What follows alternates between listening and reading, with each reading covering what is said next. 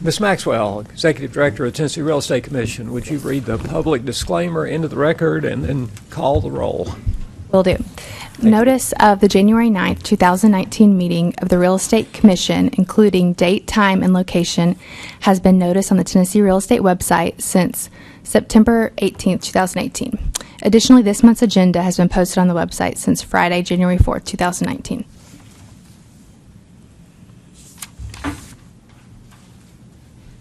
Commissioner Jeff Diaz. Here. Commissioner Rick Douglas. Here. Commissioner Marcia Franks. Commissioner Diane Hills. Here. Commissioner Johnny Horn. Commissioner Austin McMullen. Commissioner Fontaine Taylor. Here. Commissioner Bobby Wood. Here. Chairman John Grease. Here. You have a quorum. Thank you for letting us know. All right, this time I've asked Commissioner Rick Douglas to lead us in an invocation. Following that invocation, if you will stand, he will also lead us in the pledge to the flag. Mr. Douglas. Right. Father, we just come to you today, Lord, sincerely ask you, Lord, to give us wisdom, to guide us, Lord, as we make critical decisions that impact the general public and also other agents' lives. Lord, help us to make decisions that are fair and right, and we ask it in Christ's name. Amen. And please stand. Allegiance to the flag of the United States of America and to the republic for which it stands, one nation under God.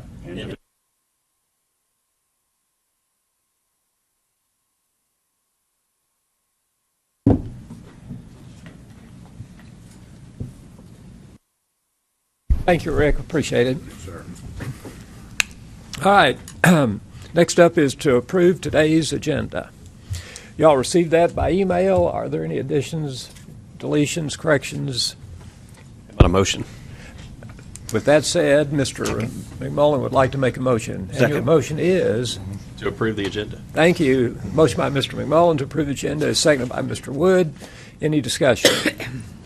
If not, let's vote. Those in favor of that motion vote aye. Aye. Those opposed, no. The motion passes unanimously. Next, we're on to approving last month's minutes.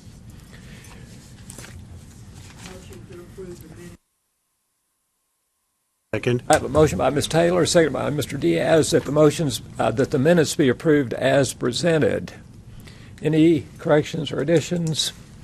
If not, let's vote. Those in favor of that motion vote aye. Aye. Those opposed, no. The motion passes unanimously. And let me just say in passing, Caitlin, that those minutes had your exhibits attached to it, and I appreciate that.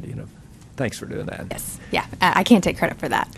Aaron did the minutes and attached You were in those. charge. Okay, Yes, you should yeah. always take credit because you're going to get to blame too. So take it when you can. Anyhow, that's a big help to me. All right, next up is an informal appearance. Lenore Gilbert, am I saying that correctly? Is it Miss Gilbert? Did I say your first name correctly? Okay, thank you. Let Miss Maxwell give us some background, and then we'll see where we go from there. Okay. Ms. Gilbert is a licensee. She came into the office on 12/28/2018 to renew her license. I assisted her that morning, and so we looked up her license and checked her education, and she had met all the education requirements. Her license expired on 12/10/2018, and so unfortunately at the time that she came in, she had accrued a late fee of $50. Ms. Gilbert and I spoke, and then she also spoke to Assistant Commissioner Carter Lawrence. She is here to ask for a waiver of the $50 late fee that had accrued at the time that she came in. All right, Ms. Gilbert, what Ms. Maxwell say accurately represents the situation? You're welcome to sit down there. Anna, do we need to swear her in this case? Okay. If you'll pull the microphone or slide to the microphone so we can hear you. There were details that was not added into what she stated. I agree with what she said, but there's always pertinent details that caused me to request that the $50 be refunded back. Reason being, sir, I had completed all my education, and normally I would always get something in my mail, a pink a postcard or something, and I do know that there have been times when I have done my classes that not the commission, but when you take the classes, they don't automatically get them to you. And I was like wondering, have they sent my classes, because I haven't received this big pink paper that they normally send me. And I said, I better go down here and check to see if they have all my classes in there, because I know if you don't have your classes in there, you're not going to get that pink paper. Neither are you going to get notified that your classes wasn't completed. So I said, I better go down here and make sure they have all my classes accounted for. And so when I came here, that is what I explained to Miss Maxwell, that I came and I said, before I do anything, I want to make sure they have all my classes, because I do know that there are times that they don't, the RCAR don't send the classes that you've taken. And so she did check and said that your classes are complete, and which I then said, okay, good. So when she told me what I was going to need to pay, I was just, I couldn't feel that, because I'm like, why do I have to pay this? And she said, well, your license expired. I thought my license expired at the end of December. That's why I came to check to make sure my classes were in there, because I didn't want them to not renew my license on a mistake because they didn't send in my classes. And so I just didn't feel like that was fair. And then I didn't like the idea that I felt that Miss Caitlin wasn't fair. I felt like she was not, the word that I used to her, that it was almost like she wanted me to be intimidated. And I said, that's not me. I'm a woman of character. I'm a woman of very high confidence, and I'm not going to let anybody seem like they're trying to intimidate me. And she had no sympathy, in my opinion, no empathy or anything. And then she was saying you could go check it online. Well, when we went to check online, I would go in there to check my license. Even before I came here, it was showing up that there was nothing coming up. And so she showed me how to set it up when I came down here. All right, Commissioners, you'll have a chance to ask Ms. Gilbert any questions you would like. But, Ms. Gilbert, I would like to tell you this, to be clear. Ms. Maxwell works at our direction. We don't give her the latitude to have empathy or sympathy. She has a set of written directions, and she follows those. If she doesn't, we let her go. And, sir, I understand that. I understand that as a leader in any type of organization, you have to have that type of leadership ability. But there is also a way and an attitude that a person that's in leadership should have toward the public. And so I know you don't pay her to be empathetic and compassionate, but that should be a part of all of us. I just heard this man make a prayer just a few minutes ago, and upon that prayer he said to be fair. And so in my mind, and what I'm thinking is, it doesn't matter what type of leadership position you have, sir, you should still always exhibit yourself as a person that's not trying to intimidate other people. Now, I'm sure y'all don't teach her to do that. And I find it hard to believe that anybody would interpret this lady's actions as intimidating. Well, sir, you wasn't there. I'm sure in your case that's so, but you wasn't there that day. It was she and I that was there, and I'm telling you what I felt. I would not be here today, sir, if it didn't stay on my heart to be here. And I was going to make my decision, but as it still continued to stay upon my heart, I knew I was supposed to be here. Now, I agree with what you're saying. As a leader, you have leadership responsibilities, but you also have a heart, sir. Today this company, or today a person that's in leadership, doesn't have a heart, they shouldn't be in leadership. All right, Ms. Taylor, you have the floor. Yes, you said you came here December the 12th, is that correct? To look at whether your classes had been up to date? 28th. Oh, When did you come to see Ms. Maxwell? it was the 28th, before New Year's Day. And when did your license expire? She said that it's expired on the, what did you say, the 10th? 12/10. That's where I got the 12th. Yes, Decide on the 12th. And there is a place online which you said you went to see about, but there is a place for that. And, you know, that's cast in stone. We have many realtors out there, and if your license expires, there are extenuating circumstances, sometimes with health and things like that. But we have to go by the rules of the rules, and I'm sorry that that's so, but and that's fine, Ms. Fontaine. And that's that's fine, Ms. Fontaine. But again, my issue is the attitude that Ms. Maxwell had. My thing is this: I'm not worried about the fee, but I am going to say this as a citizen, and I am going to say this as an educated businesswoman: you don't intimidate people. And I said that to her on numerous occasions. You will never intimidate me, never. And I made that clear to her. And do you think she even apologized? No, she did not. That's another reason why I'm here. I assessed this whole thing from the day I left, and I said, you know, there's always a cool down period. And even in my cool down period, this whole thing kept coming up to me. So that's why I knew I needed to be here, not so much because of the fee, but because of the attitude and the intimidating spirit that this young woman had. Now, you guys may not have seen this. Y'all wasn't there.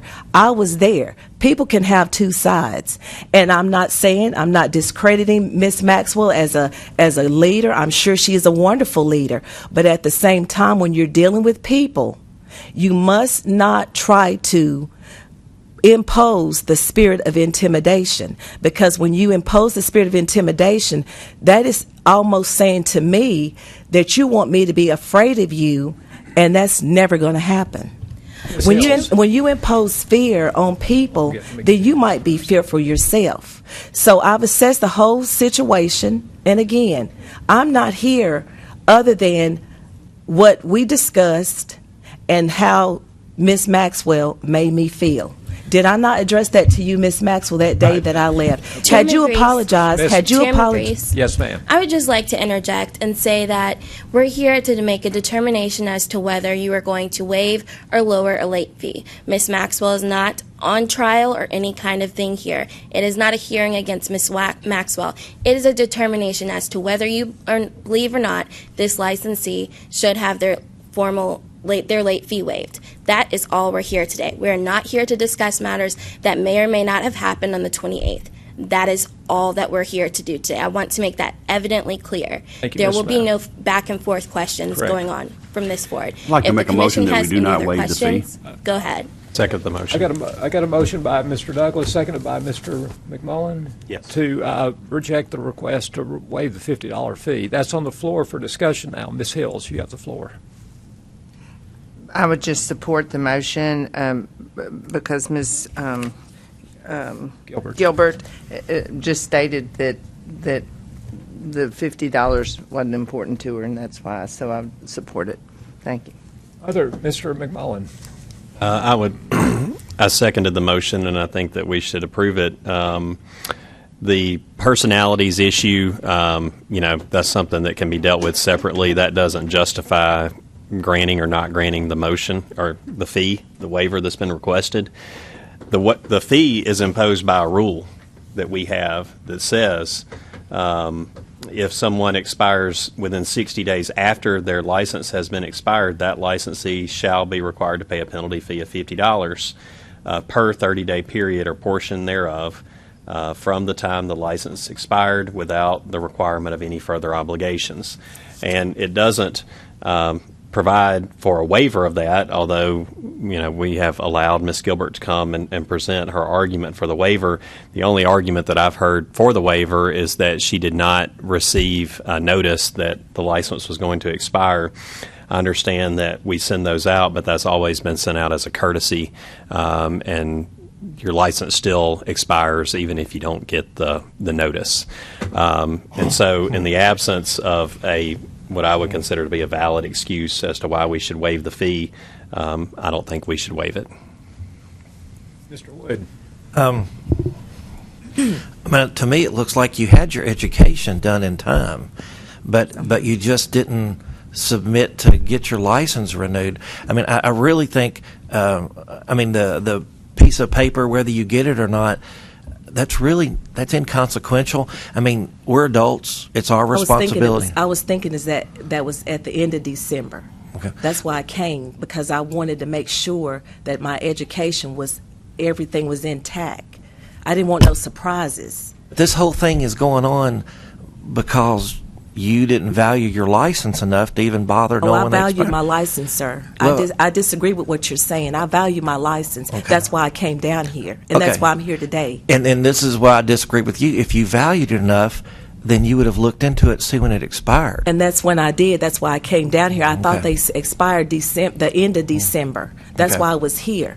I wanted to make sure my education and everything was taken care of. And I disagree with what you're saying about me not valuing anything that I put effort to, and anything that I pay money for, and anything that I invest in for myself. I do value, sir. That's why I was here. And- so we can agree. We can agree. And you want to to talk about disagree. trying to be intimidating? In the year that I've known Ms. Maxwell, I find her to be anything but intimidating. I find Well, her to bend over that's- backwards to help I'm people. sure- I'm sure. But in the few minutes I've seen you, Mm-hmm. I've seen you come here and you want to try to beat up on her, and you want to try to school the real estate commission on what we should be doing.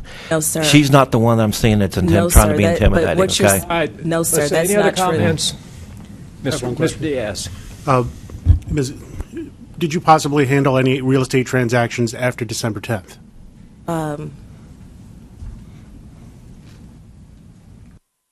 Oh, I don't know. Thank you. All right. Before we vote, let me just say one more thing, Ms. Gilbert. We get this, of all the calls I get, most of them are from licensees who've let their licenses pass the expiration date. It happens all the time. And some people end up paying $1,000 or more because they get it done within the 12-month period. But there are licensees occasionally who let it go past a year and they have to start all over. This is not picking on you, depending on how this vote goes, but it's consistent with the policy this commission has and has followed. So That's just fine, for your sir. record. I'm okay with that. I'm okay with what you just said. But I wanted to come here because as a business professional, we are business professionals, and so is Mrs. Maxwell is a business professional. All right, any other comments? Are you ready to vote? Okay, the motion is to deny the request to refund. You paid the $50, right? Yes, you I want did. it back. Okay, the motion is to deny the refund. Let's vote. If you're in favor of that motion, vote aye. Aye. If you're opposed, vote no. That motion passes unanimously. Thank you for coming down, Ms. Gilbert. Thank you. Good luck in your real estate career. All right, members of the commission, you've got an updated iPad now in front of you, and I assume, Ms. Maxwell, that we can go to Jonathan Strobe at this time, Yes. if he's here. Jonathan Strobe? Great. Let's see. Well, dang, I'm such a klutz. One down. Yep. So, Jonathan, are you with your broker? She needs to come up here with you, and I need to get her name. Oh, I don't have it. All right. Yes, please. Ms. Matlock is going to ask you two to swear to tell the truth. So if you'll stand, raise your right hand, and look at Ms. Matlock.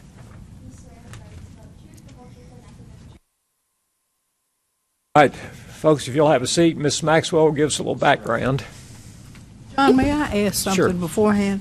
I see in here that his probation is to end in 2020, and we have 6 years from 214.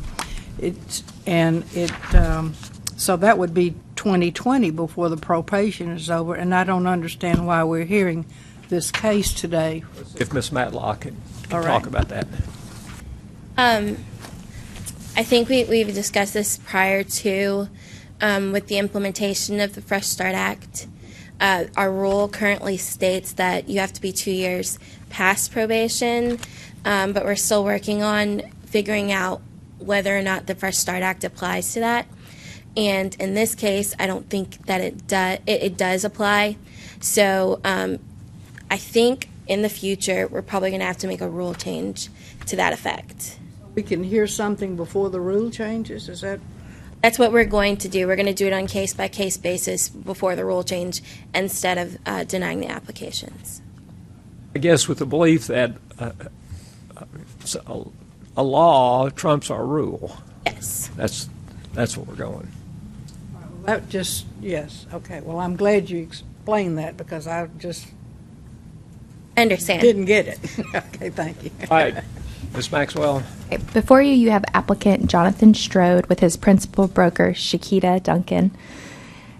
Mr. Strode has not yet taken the real estate affiliate broker's exam. His principal broker, Shakita Duncan, was first licensed as a broker on 9/30/2011 and became principal broker of the Loop Realtors LLC on 10/19/2011. Ms. Duncan is responsible for supervising affiliate and broker licensees, and there have been no disciplinary sanctions. A summary of the disciplinary sanction is on your iPad, as well as a statement from Mr. Strode, and you also now see a letter as well from his principal broker. All right, Mr. Strobe and Ms. Duncan, here's typically how we do this. After we get a briefing from Ms. Maxwell that we just received, then we turn the floor over to you, sir, and you can tell us anything you'd like to tell us about the event, about yourself, what you've been doing since the event, anything that you think would be helpful for us to try to make an educated decision. When you're finished, the commissioners will have the right to ask you questions to follow up on your comments. And following that, and sometimes we get out of order, but that's okay, they'll turn to Ms. Duncan and say, why do you want to have this guy affiliated with you? Okay, and she'll have a chance to tell us what she knows about you as well. So that's kind of the process. You have the floor. If you'll get as close to that microphone as you can so that we can hear you, because some of us up here can't hear real well. All right. Some of us can't think real well either, but I think we'll be okay. But tell us what you'd like for us to know. Okay. I'm a little nervous, but my name is Jonathan Strode. Come a little closer, Jonathan. You gotta get My up. name is Jonathan Strode. I'm 31 years of age. I will admit that I made some poor decisions in my life. I was young and dumb once, but I will honestly say that was before that I met Christ. And I have a wife, I have kids, and I'm trying to pursue a career in something that I think I would be good at. And I'm very good at networking and communicating with people. And I just really want to leave a legacy behind for my children and my wife. And after I'm dead and gone, the last name Strode will carry on and hold weight and measure. I no longer associate myself with my past or my past decisions. I do believe everyone deserves a fresh start. That's why I'm here today, to show my face, to get a decision before I even decided to even go and take the real estate exam. And I hope that's enough on my behalf. Why don't you, if you don't mind, tell us about the event itself that got you into trouble? The event that got me into trouble, I was hanging with a group of friends. We got pulled over. Friend had drugs in the car. We both went to jail. At that time, I didn't have the money to fight the case, so I had to take a plea deal. And at that moment in time, it just was what it was. So, but I never looked back ever since then. I've been staying strong, going to work every day. Haven't been in any more trouble. That's pretty much what happened on that event. Commissioners, questions? What jobs have you been doing? What are you doing now? Transport. I drive box trucks. I have my ELF endorsement. And that's all. Okay. Colin. Good morning. How you doing? Tell us about the terms of your conviction and your current probation and what you have to do under the probation. Under the probation, I'm under minimal unsupervised probation. I just have to call in every 6 months. I get off in April 2020. Prior to that, I had to serve 7 months in the county jail. That was in 2014 and 2015 that you served the Yes. time in the county jail? Yes, sir. Okay, so you've been on the probation since then, so that's a total of about 5 years that you're supposed to be on probation? Yes. Okay, Ms. Duncan, why are you interested in affiliating with this guy? Actually, I just kind of want to piggyback off of what she said. I actually got licensed in 2008 instead of 2011, so I've been in the business 11 years now. So I opened my own business in 2011. And Jonathan actually contacted me, and what I liked about him was integrity. He laid it all out. He told me everything up front, you know, what happened in 2013, 14, and all the things that took place. And I actually like that about him, because a lot of times people will try to come in and hide things from you. And he told me up front, and I told him before you even try to take your license, go before the hearing first, so you don't waste any money or anything, just to see, you know, that they're able to see what I see, that you're exemplifying rehabilitation and change in your life.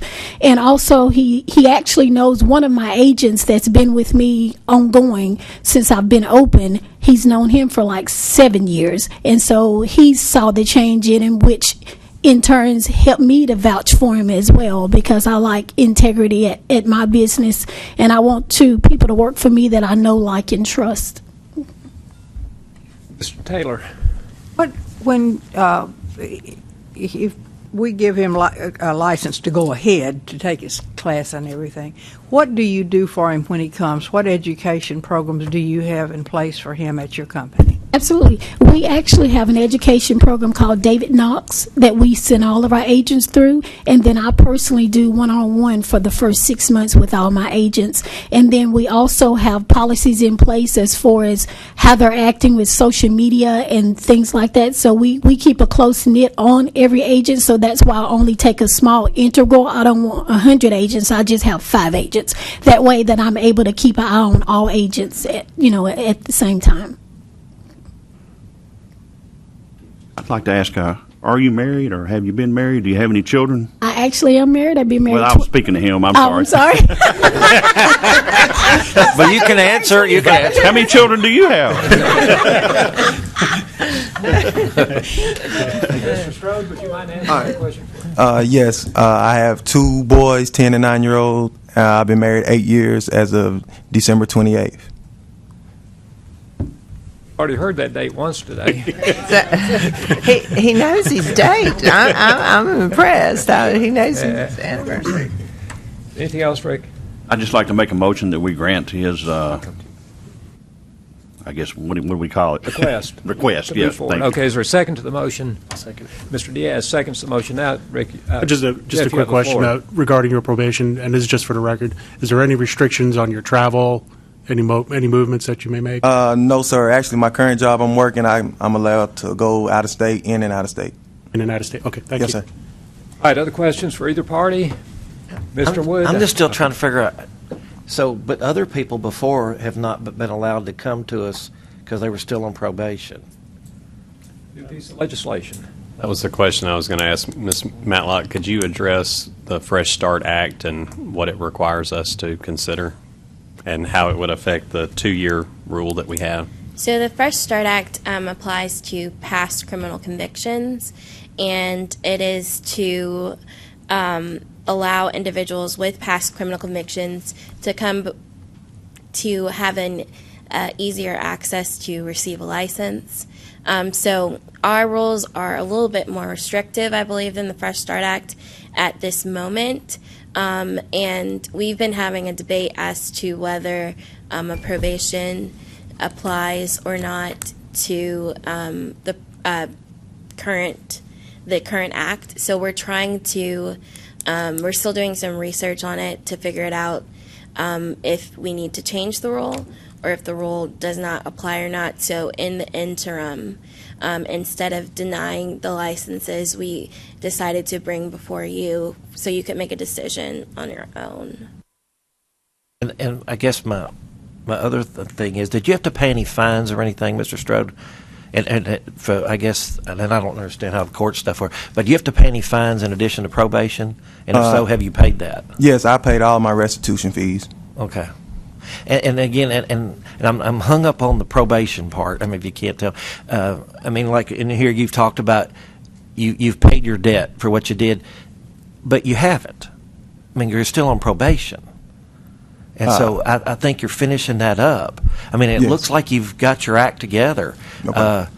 That's just my concern, and I know this is not funny stuff, but in the 2 years I guess I've been on the commission, we've yet to have a person that actually had the drugs on them that got in trouble. It's always been somebody who got in the car who wants to be on the be a real estate agent. So at some point, odds are going to even up, and all the people who have these drugs are going to want to get real estate. But that seems to happen a lot, unfortunately, when we have. But that's just my concern.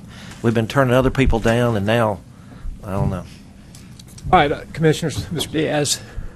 Ms. Matlock, I mean, thank you for coming before us today and asking for this, but I'm just curious in terms of process.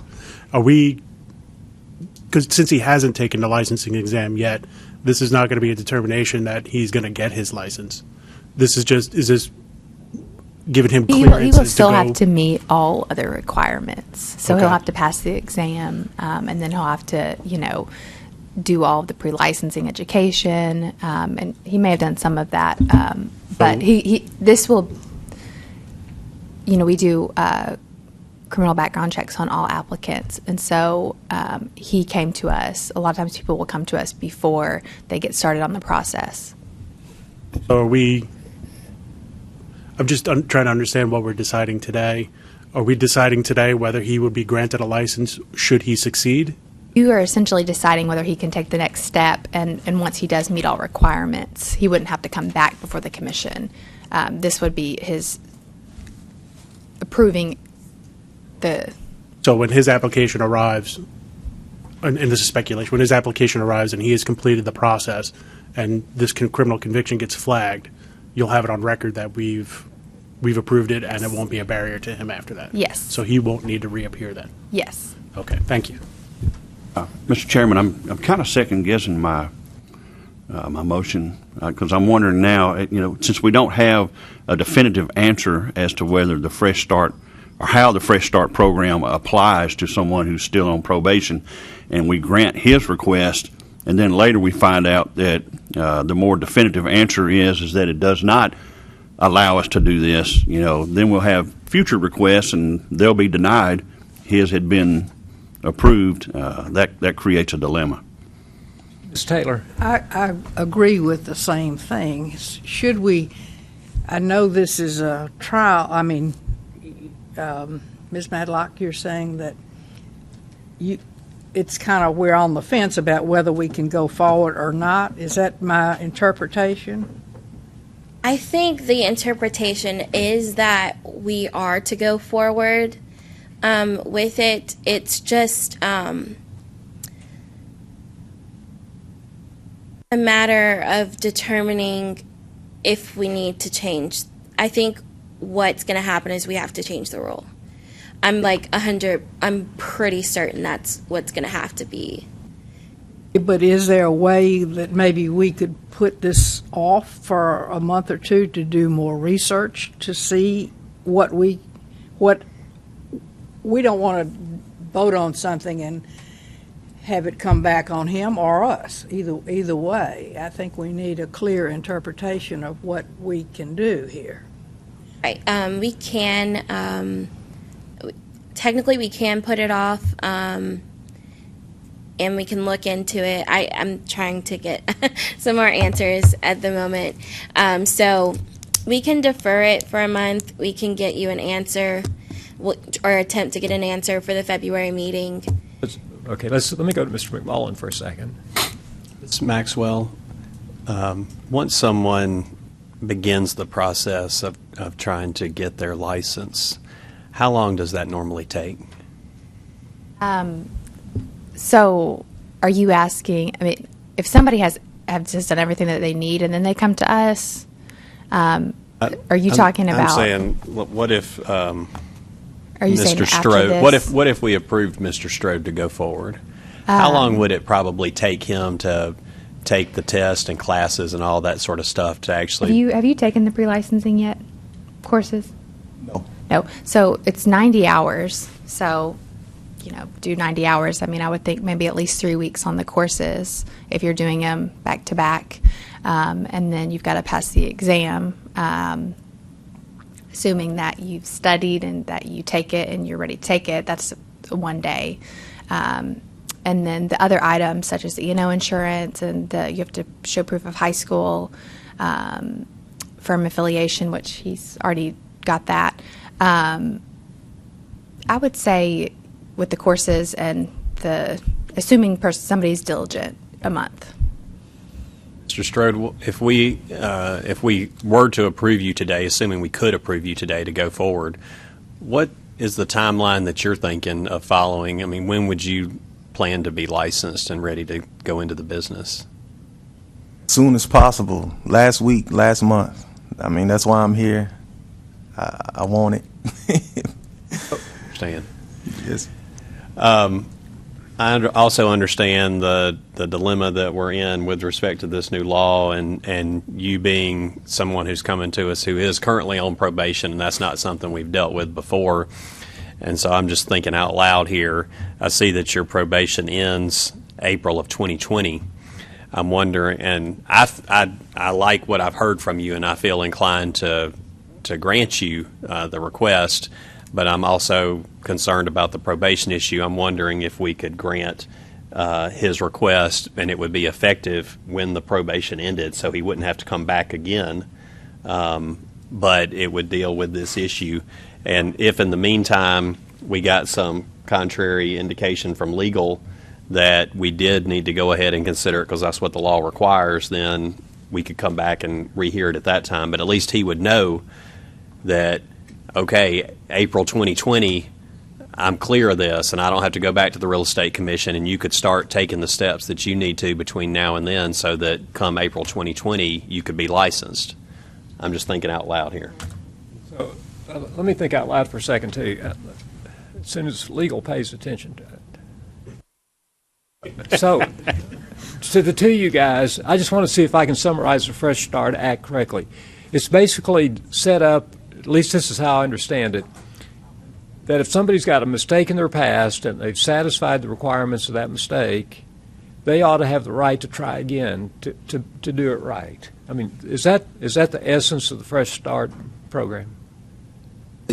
Yes. The thrust of the Fresh Start Act is that the state, through its legislature, has determined that some people are being held back unfairly by having these mistakes in their past. Now, we've talked about the Fresh Start Act for a long time, trying to gear up for it, and I know that there are just some rules that were changed, codified in the last session, and this might be a rule that we need to take a closer look at because they do have it divided up in categories. There's a sort of a weight on the scale depending on what it is that you did. Some misdemeanors or some crimes in the past get a little bit of like a lift up. You say, well, maybe that's not affecting your fitness to practice, and some get more of a weight down that says, well, yeah, that definitely affects your fitness to practice. And so we've been sort of looking at it on a case-by-case basis, and we run up against this rule all the time because the rule used to be very clear-cut. But I think it's pretty clear, the determination from the people above us in legal all the way down that act has real teeth. It means something, and so we've been trying to square that circle. So I agree. I mean, our rules are subservient to what's codified, TCA somewhere. And what I'm trying to understand in this case, if we made a mistake, which I wouldn't call a mistake, and actually let this guy go forward, I think that's what the rule intended for us to do. The law, not the rule. Wouldn't it? Do you get the sense that the Fresh Start Act, if we're going to make a mistake, is on the side of the applicant and not trying to be hard on interpretation? Well, I mean, I think that as Ms. Matlock has explained before, you know, the legislature laid out some standards and some things that we have to go through on the record every time. And I think that what it's supposed to do is just make it so that instead of just a blanket denial, like, hey, you know, you cannot practice, as a body, TREC, any other licensing body, they're supposed to go through, like, to look at the individual case and say, okay, these are the factors. And I think that at the end of that deliberation, you can still land on, we don't think this person is ready to practice. But you do have to go through the factors before you get there. The rule itself, though, as written, was a blanket, like, if you're still on probation, you're out. So if we went in this only one vote up here, but if we went through those standards before we voted to postpone or approve or deny, would that help us make a decision today, do you think? Well, it could, but I'll remind you the first question that we would have to go through is as to whether this past criminal conviction directly relates to the practice of the real estate industry. And we have certain enumerated offenses that do apply, such as theft of money, services, property, forgery, larceny, those types of things. This specific instance is a felony drug crime. So we look at our rule says all felonies. And I think that's what the issue is here. It's all encompassing with all felonies, because not all felonies are going to necessarily apply to the real estate industry. But that's up to your interpretation as to whether it does or not. I think the rule as stated, we might be able to change it, but we'll probably have to change that all felonies rule, because as Mr. Mickens was explaining before, it's a blanket rule. And the Fresh Start Act looks at certain crimes, such as drug-related crimes, that we want to give individuals that have had this incident in their past a second opportunity to be licensed. Chairman, may I just go ahead? Okay, one quick question. Yes. So I'm not sure what purpose of postponement would serve. I don't think necessarily it would do anything, because he would have to come back and we'd have to make a decision. I think regardless of this, I think we're going more than likely than not, the rule is going to have to be changed, and that's something that we can discuss in the future, but we're going to need to probably change the all felonies language so we don't encounter this again, and the probation thing. But changing the rule, in my mind, is separate than this request today. Yes, I agree. Okay. Mr. Douglas. Of course, I'm inclined to approve, but I think the big question is, for me, okay, and I don't know if it is for you guys as well, is that I know if he were presently incarcerated, then we would not be able to approve this, right? Because he had not, at that point, satisfied his sentence. Is probation also the same? I mean, does he have to wait until the end of the probation period to have satisfied his sentence before we could approve? That's the question that I have. And if he hasn't, and we approve now, and then someone else steps forward next month, and then we find out from the higher ups, the AG or somebody, that the determination is that they have to have satisfied their probation as well before we can approve, then we've gotten ourselves into a mess. So the Fresh Start Act does not mention the term probation in the act, so I would assume past criminal convictions would include individuals that were on probation. I think that would be the intent of the legislature, is to give those individuals another opportunity. As the formal sentence of his incarceration has been completed, I would like to point out that he is not the first person to come before you that has been on probation before. We've actually had this happen before in the last couple of months. Ms. Fontaine. I'll just say I feel uncomfortable, not with you. I don't feel uncomfortable with you. I feel uncomfortable that we're opening a can of worms that we need to have opened and some really clear clarification on before we can go ahead with that. That's what I feel. I would like to say maybe this might quell your discomfort. If Mr. Strode was to be licensed today, licensed and pass all of the rules and things, and something were to happen, as if he was to violate his probation or something of that sort, he would be required to notify the Real Estate Commission if that were to happen per our rules. I understand that that would be the case with anybody, but I just feel like, to me, my mind is not satisfied that we are doing the right thing for the commission, not for him. I'm all for granting him the right to go ahead, but I feel like we need clear clarification. We can't just guess, to me, at what a law means when our laws, our rules and regulations are in conflict with what's happening. So that's where I am. Bobby? And I guess I look at this thing, I mean, in relation to some other licenses throughout the state that you have, when you have a license, a real estate license, it gives you the ability to basically enter people's houses when they're not there. And that's my concern, and that's kind of the glasses I look at this through. I mean, in effect, what we're doing, I mean, we're taking somebody who's convicted felon, who's still serving the sentence, and at this point it's probation, but they're still serving the sentence for a felony, and we're telling them it's okay, and by the way, here's a great key you can get into people's houses with. And I look at it from a public standpoint. I think the public would come back and go, what are you doing? And that's my concern. I mean, if it comes back and the higher ups say that, hey, you've got to let it, I'm good with that, and I'm with Fontaine. I think Mr. Strode is going down the right path. I'm just not convinced right now that the way the rules are that I should be doing that, though. Right, I understand, and the reason that we brought it before you is because we believe that this would be something that you would need to consider based on the Fresh Start Act and based on our analysis. We just have not started the process for the rule. The rule is going to change. That is going to happen. That is inevitable. Oh, let's get back to the motion on the floor, which at this moment was offered by Mr. Douglas and it seconded by Mr. Diaz, and the motion was to approve Mr. Strobe's request to continue on to get his real estate license.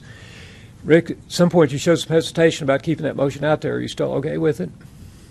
I'm almost inclined to say let's go ahead and approve and just deal with it later. Your motion stands?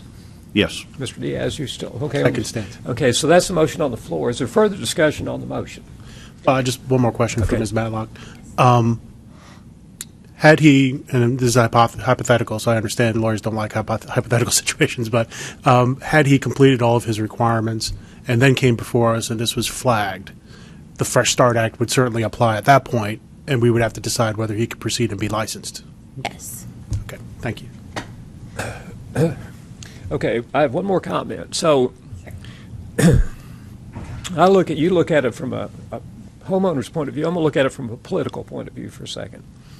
Here's what I think, for what it's worth. If we said we're not going to allow Mr. Strobe to go forward until he's after probation, and he decided to go to his local state legislator, I think that state legislator said, you're who we passed this piece of legislation for. And so if I'm going to err on this particular vote, I'm going to err on the side of trying to be responsive to the piece of legislation. That's part one. Part two is, generally in cases like this, I don't vote for the applicant. I vote because I approve of the broker. And Ms. Duncan, who has 5 agents, has impressed me with the fact that she'll be on top of whatever Mr. Strobe is doing. So I'm going to vote to support the motion, but on those grounds, not logical, legitimate reason that Mr. Wood just presented. Ms. Hills. Just before the vote, I just need to clarify what I think I understand. So the Fresh Start Act still will be on an individual basis. It will not have anything to do with what we have done in the past. I mean, you brought up that we've had something in the past. It will still be on an individual basis. Yes, ma'am. And that's up to this body to determine if we think it falls into the Fresh Start. Right. So the Fresh Start Act does not take away your authority to grant or deny a license. It just requires you to do a few extra steps if you choose to deny a license based on a past criminal conviction solely. That's it. Based on a past criminal conviction, not the fact that conviction has been totally served or whatever the penalty was. Past criminal conviction. That is the language in the Act. Okay. Other questions? I just want to say that because of the deliberation and all that we're having here today, I think it was very wise. I forgot your name, I'm sorry. It was very wise for you to have him come before the commission prior to going and taking the courses and trying to move forward. So. All right, Commissioners, the motion's on the floor. You ready to vote? Let's do it. If you're in favor of the motion, vote aye. Aye. If you're opposed, vote no. No. That motion passes on a 5-aye, 2-no vote. Mr. Wood and Mr. Taylor voted no. All right, good luck on pursuing your real estate license. Her license is more on the line than yours is. Okay? So make her proud. Thank you so much. Let's take a 10-minute break.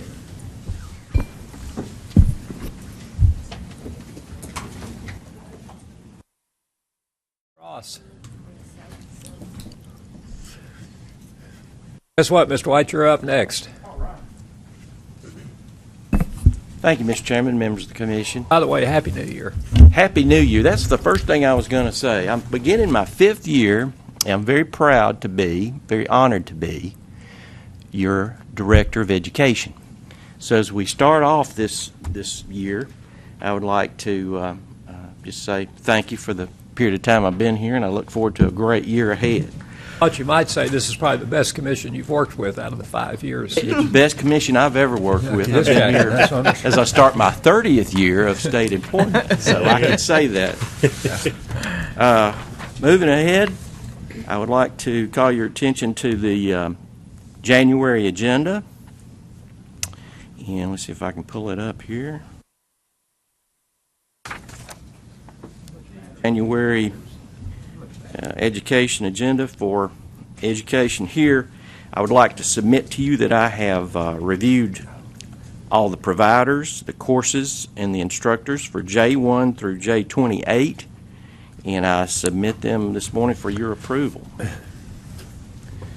All right, is there a motion to accept the Education Director's report and approve courses J1 through J28? Ms. Taylor makes that motion. Is there a second? Mr. Wood seconds that motion. Is there discussion on any particular class? You would like a particular class pulled out of the motion? If not, let's vote. Those in favor of that motion vote aye. Aye. Those opposed, no. That motion passes unanimously. Mr. White. Thank you, Mr. Chairman, members of the Commission.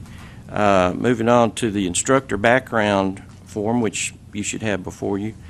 We have 4 new instructors. I'd like to submit them as well for your approval. A motion to accept the Education Director's recommendation. Ms. Taylor makes that motion. Mr. Wood seconds. I have a question. Ms. Hills. And I just want to, the third instructor down, Ms. Ludecker. Yes, ma'am. So the achievements is what has been sold. So just to be sure I understand, so out of the 3.1 million, 10% were sold by this licensee? That's Is correct. that how I understand it? That's okay. Questions? All right, let's vote on the motion. Those in favor vote aye. Aye. Those opposed, no. The motion passes unanimously. Thank you, Mr. Chairman. For the last couple of months, Mr. White, you've had some extraneous, some extra discussion about instructors or courses. You have anything like that this year? This month we have nothing to bring up. I think there's another discussion coming forward, but there's no course discussion. Mr. Diaz. Just a quick question. I had the privilege of attending a Code of Ethics class recently, and Yes. what I observed is that they talk about the adjudication process for ethics complaints thoroughly in the Code of Ethics class. And what wasn't made clear to me was that the ethics process and adjudication process is separate from the TREC process in terms of adjudicating complaints. And I wanted to see if we could make a recommendation to NAR or whatever body puts together that class to say this is separate and independent from what happens with TREC. So you can have 2 complaints against you or 2 cases against you, one being heard by TREC and one being heard by the association of realtors that you're a member of. So I wonder if that recommendation or if that distinction is already in the coursework or could be added. I'm not sure that that distinction is brought out unless, as you said, in the course that you took, but there's nothing in our rules and regs that would speak to that. Now, that maybe is the subject of a future discussion about a rule matter, but there's nothing that talks about ethics per se under our regs right now. Right. Seems to me that it would be useful to the licensees taking that class that they understand that you might have an ethics complaint, and that's separate and distinct from whatever complaint may be filed against you in TREC. So whatever result, positive or negative, you get as an ethics complaint, you're still in jeopardy because there might be a TREC complaint out there that's being adjudicated as well. And that wasn't a clear distinction to me in that class. I think that's a valid point. Oh, let me go to Bob. Your recommendation would be for us to reach out to NAR and let them know the clarification. Well, I think it would be useful to the licensees to know that in that ethics class. Mr. Wood. I think the reason that they don't really mention TREC in any of those in this process because those classes are really done on a national level. I mean, those are done to take care of and accommodate the requirement that the National Association of Realtors does, which has nothing to do, and we have nothing to do with that as a TREC body. So, so the only way for it to be a combination between, let's say, the national requirements and then also maybe a state rule, instructor's going to have to write a class that talks about that.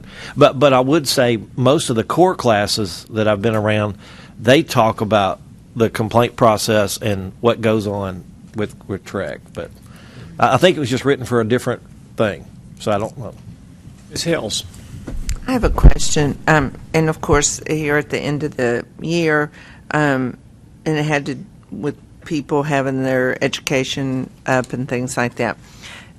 I was under the impression that if you retired your license, it went into retirement if you had your education current. Say someone retires now in January and retires their license. Is their education supposed to be current to be retirement status, or does it go to inactive? Because the site just says, if you wish to stop practicing real estate for any reason but don't want to give up your license, you may place your license in retirement. In order to retire, you must complete the TREC 1 form. So it doesn't say your education. So, and maybe I've been wrong the whole time. Oh, you have to be in active status and good standing in order to go into retirement. So it's in good standing, meaning that I've already completed my 16 hours for that period? Not necessarily. I mean, if you were in the middle of your 2-year period, you would be in active standing because you had completed it to renew. And if you missed a renewal cycle, you would have to do 16 hours before coming out. Okay.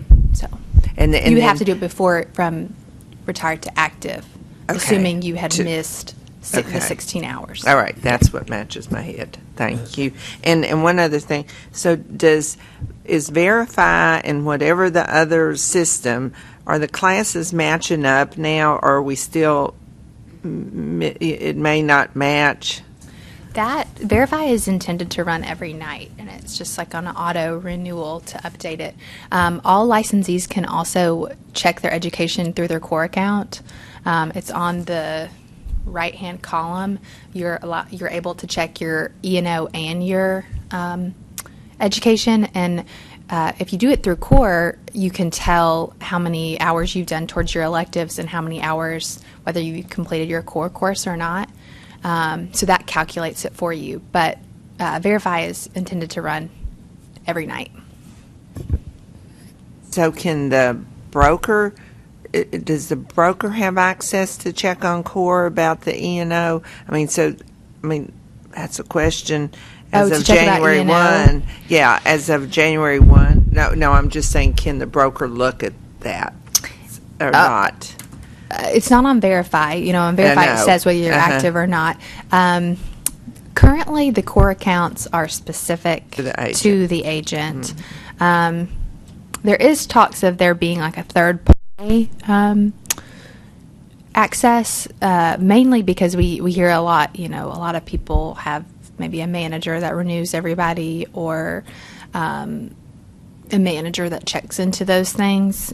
So there is talks of adding that addition where you would have to delegate access to say this person could look at your account. Because in But it's the not E&O currently. renewal, and it says you're not current, and it says you're not current if you haven't renewed. So, about the only way we know is to have each agent give us their receipt, Their policy give us year. their Mhm. give it to us, and to know then if the So they'll company's breaking. So the way it rules. is now, they'll get a letter when one of their agents is expired. I mean, for E&O. Yes. No. I'm saying when they'll get a letter when their agent, their E&O is suspended. Okay. We are required to send one to Okay. the All principal right. Thank broker. you. Yeah. Okay. Thank you. Any other education-related questions? If not, let's move to the next item, which is education-related, I understand. It's an informal appearance from D&D School. Ms. Maxwell, do you want to give us a little background on this? Yes. So we received a complaint in December about this course that is going to be presented to you. On your iPad is included the email that was forwarded to us, and then on the email there was two attachments. There was an answer sheet, and then there was an attachment to the course. The nature of the complaint said that the email was giving the answers and the answer sheet all within one email, essentially allowing the person that took the course to just pay and put in the answers and then get credit. And so we spoke with legal on the best way to proceed, and it was determined that we would notify the provider of the complaint that was filed, and then allow them the opportunity to come before the commission and essentially represent the course. And so that's where. Let me kind of add to this. I'm one that actually sent the information in. I didn't know it. I didn't do it as a complaint. I just said, look at here. We had this discussion about 2 years ago because I was teaching a class. This commission did, and I was teaching a class in East Tennessee or West Tennessee, and they came to me and said, "Hey, some of these places that they just send you the material and they send you the answers, and you put it on the answer sheet and send your credit card in, and boom, you get CE." And so I came back to the commission meeting, and we asked Ross to look into it. And Ross, I think, it didn't find anything. And then in December, when everybody's got to have their ethics classes, I got an email from a provider saying, "Hey, all you got to do is, and you click on it, and then it gave you all the information about the class, and it had the answer sheet." And there was the answer sheet where you put the answers on it, but at the end of the class information was the answers to the test. So you just take the answers and put them on the answer sheet, send it in, I guess, with your credit card, and you got CE credit. And so that's why I sent that to Caitlin and Ross and said, is this what they're supposed to be doing? So, Ms. Matlock, let me turn to you. So I understand we're going to hear from the school. Yes. An action that this commission may or may not take today could include revoking the course. Right. So if you'll look in your red books on page 107, Rule 1260-05-.110 allows for withdrawal of approval of any course by the commission if it falls into these different categories. And we made the determination that we would give the school the opportunity to explain what was going on, and then it'll be in your discretion as to whether you would like to withdraw approval of the course based on the complaint that was presented and then the response. Is the complaint, or have we heard everything we know, you all know about why we're taking this action today? Or is legal going to put on a case or show us No. exhibits or anything like that? It's everything that we know about it is presented to you on the iPads and summarized by the complainant. Oh, Bobby, do you think we've heard everything we need to know? Why we're here? Yeah, I mean, it's just pretty straightforward. I mean, and so my question is, and still the question is that okay? So, All right, ladies, if you'd like to come forward and take these two seats here, before you sit, Miss Matlock will ask you to tell the truth.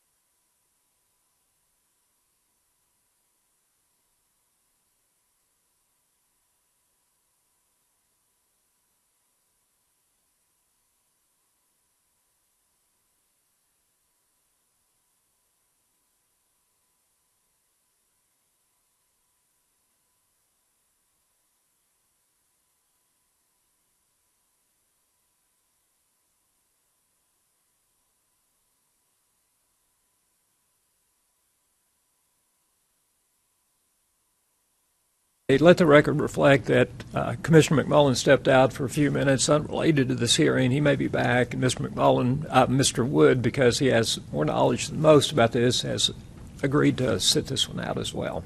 All right, ma'am, I'm sorry, I don't know your name. My name is Cindy Easterling.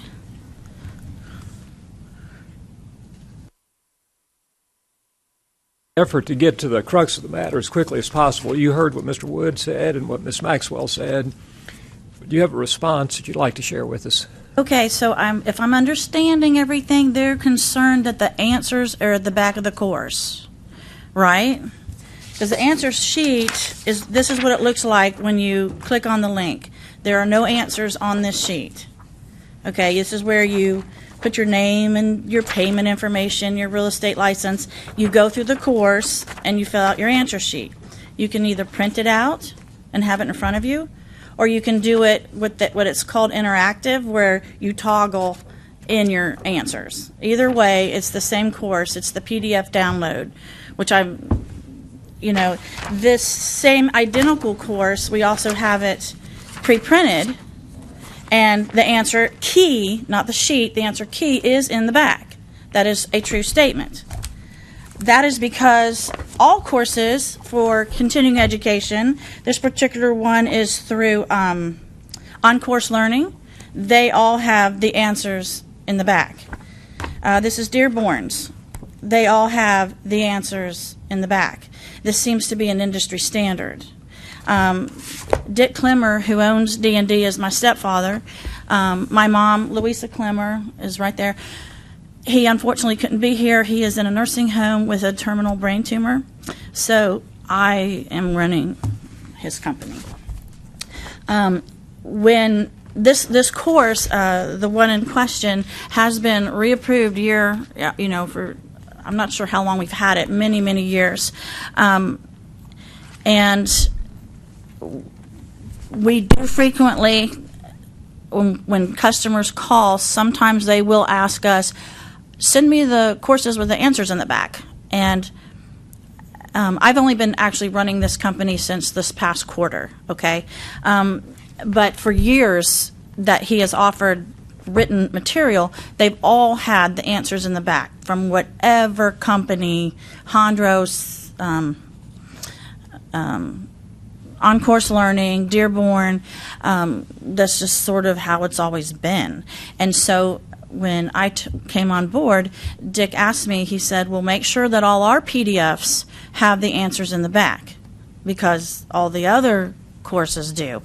And I will tell you, because I'm under oath, our other PDF courses, which is the core, we have the home inspection, there's maybe 7 or 8 courses. They all have the answers in the back because that's what it's kind of always been. Now, so when people do the course, they pay for the course. If they're going to look at the answers are there for them to check their work. If they're going to just race through it and try to cheat the system and put the answers on, they're going to do that not just with this course, but all correspondence courses throughout the state of Tennessee that are printed.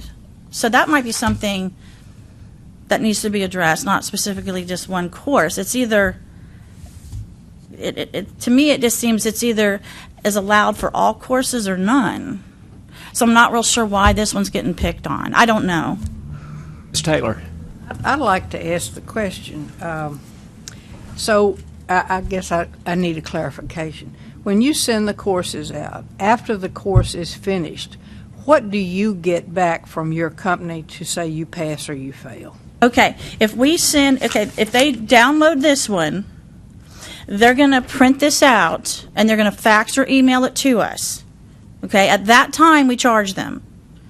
If they have pre-ordered, because a lot of people still like the hardbound things, they like to keep them. So if we send these out, we include with it an answer sheet that matches up with the quizzes. So it's like 2 or 3 quizzes, maybe 7 questions, maybe whatever. So it matches. They always return that to us so that we know they've done the work. Now, I don't know, honestly, if they're reading the book or not. I don't know. What I'm asking you is, what I'm understanding from you is that they take the course and just send it in and they say whether they've passed or failed. And they don't send in a course. Like when I take an exam, I would send it to somebody and they're going to send me back, yes, you got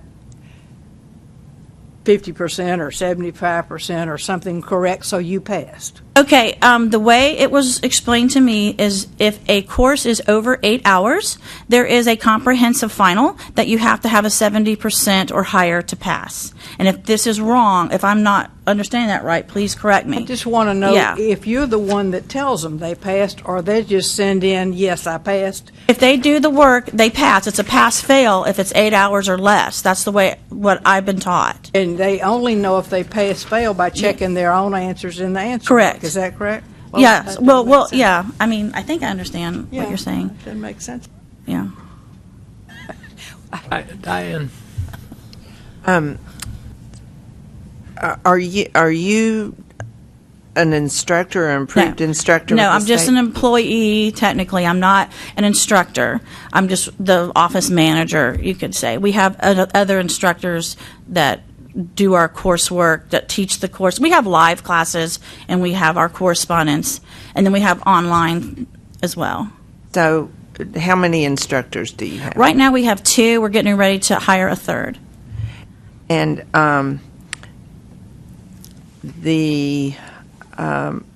so in answering Commissioner Taylor's, so your school does not check the test, so the test isn't submitted to you to then be checked. They've already checked it themselves. I assume they check them themselves. I don't know what they do, at their house. When we get this filled out, and it's just all totally filled out, and we get it, and it's 8 hours or less, we do not go through and mark which one is right or wrong. We do not do that. Because the way it was explained to me is it's pass-fail. If they attempt it, the exact wording was explained to me from Dick Clemmer, my stepfather, if they attempt it, it is considered a pass. Now, if we get something that's blank, like if they do the toggle, sometimes if they don't save the work, it will get rid of all the marks. We reject it and we send it back to them and say we have to have the answers. If I've never seen this, but let's just say they did all straight down A's or something, and we know they're just being kind of a jerk, we would not accept that. So that is how it's been happening. And the examples, the books that you've Right. Mhm. offered, those are not yours. Those are Right. some other instructor's books. Right. These are just we have about 35 different courses, and these are just a sample. Those are what you offer for Yes. courses. Yeah, we offer these. And then we offers the ones that we've written ourselves, that Dick Klemmer wrote and John Ritchie wrote, that these have been approved for years. So, So for example, the blue one you held up, that is one that course is approved in the state through your yes, school, and trees and everyone else. Okay, and throughout the United States, actually, many states carry this. This is a national book that's all over.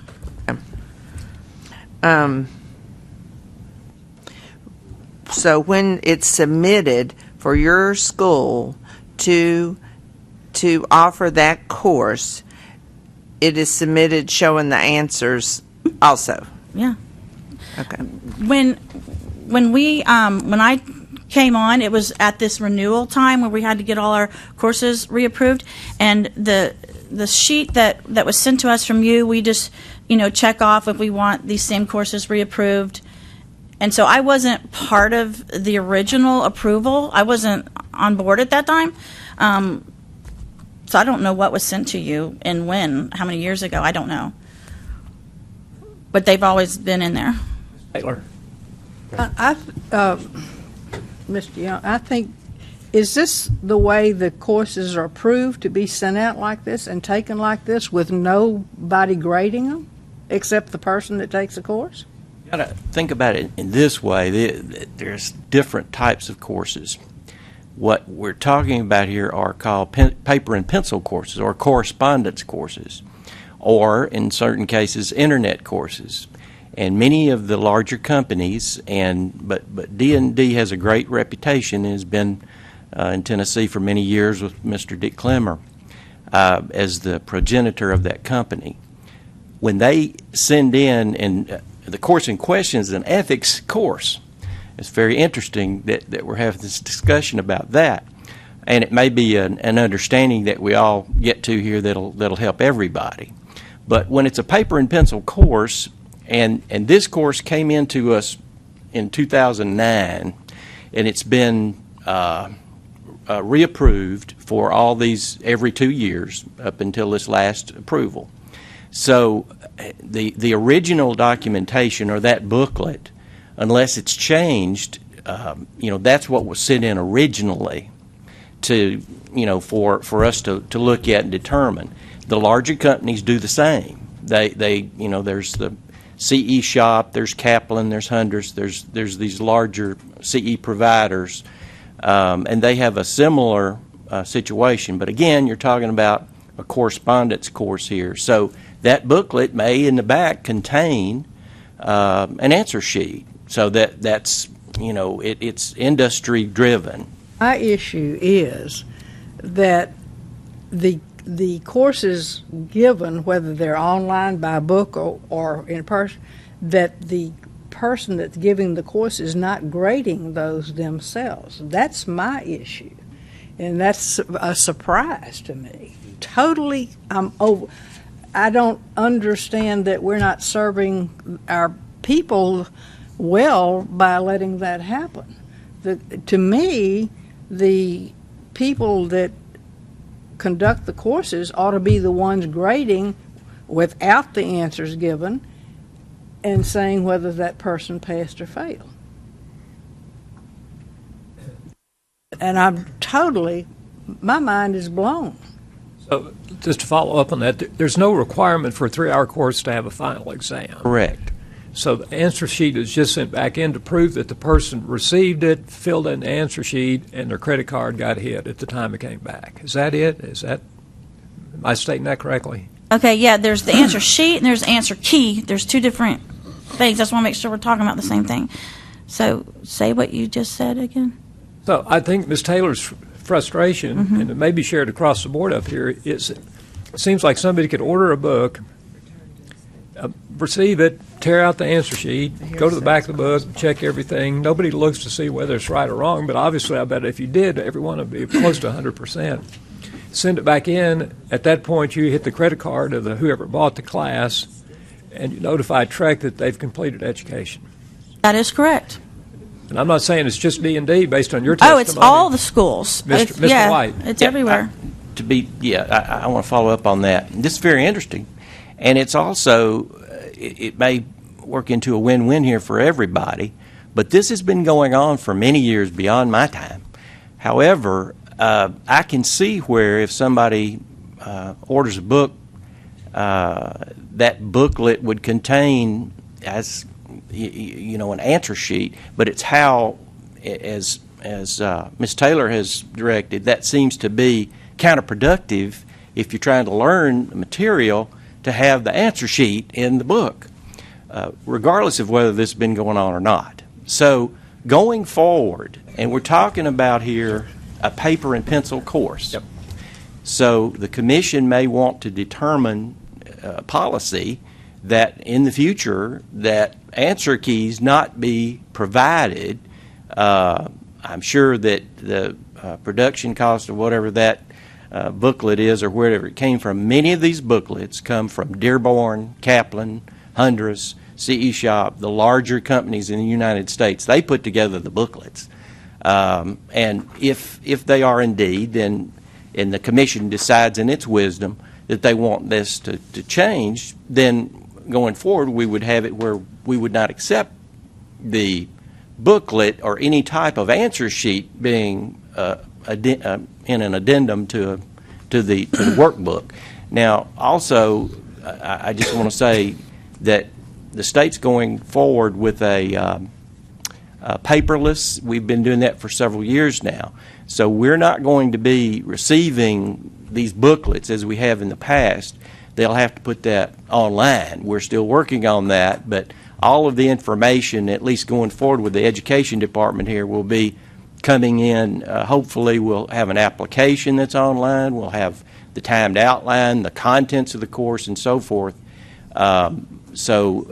We'd have to make some understanding with these companies that with the paper and pencil course, be that as it may, whatever they turn into us should be verbatim what they're giving to the licensee.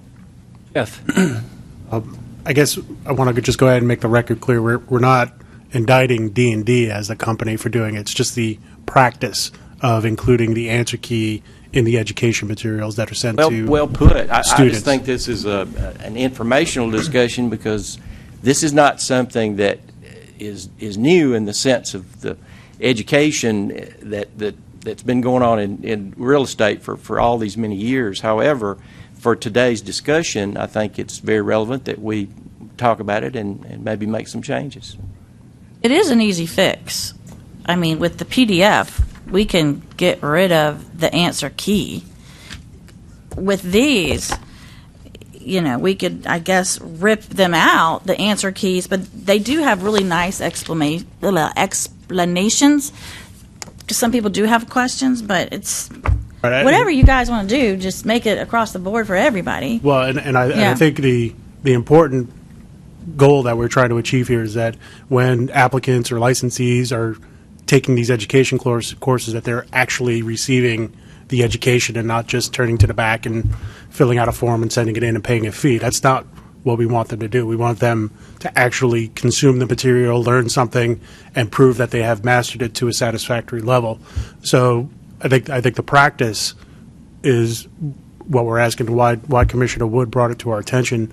And I think, an ongoing conversation would be useful going forward. Thank you. Rick? I'll just echo what Commissioner Diaz just said. It. I'm a little bit shocked that that's the way it works, too. I mean, the whole purpose of testing is to prove competence or knowledge within a particular, area, right? And here we've got National Association of Realtors, required us to take an ethics course every 4 years. Now it's every 2 years. And because that's one of the benefits of being a realtor, that you can tell the public, man, I'm a person who is an ethical agent, right? Well, now, instead of tearing out a sheet out of the back and randomly checking some things and sending it in. I can tear it out every 4 years now. I can do it every 2 years. Not even read the book, just randomly check, send it in. It's not even graded at all, and I get credit for it. So that just seems.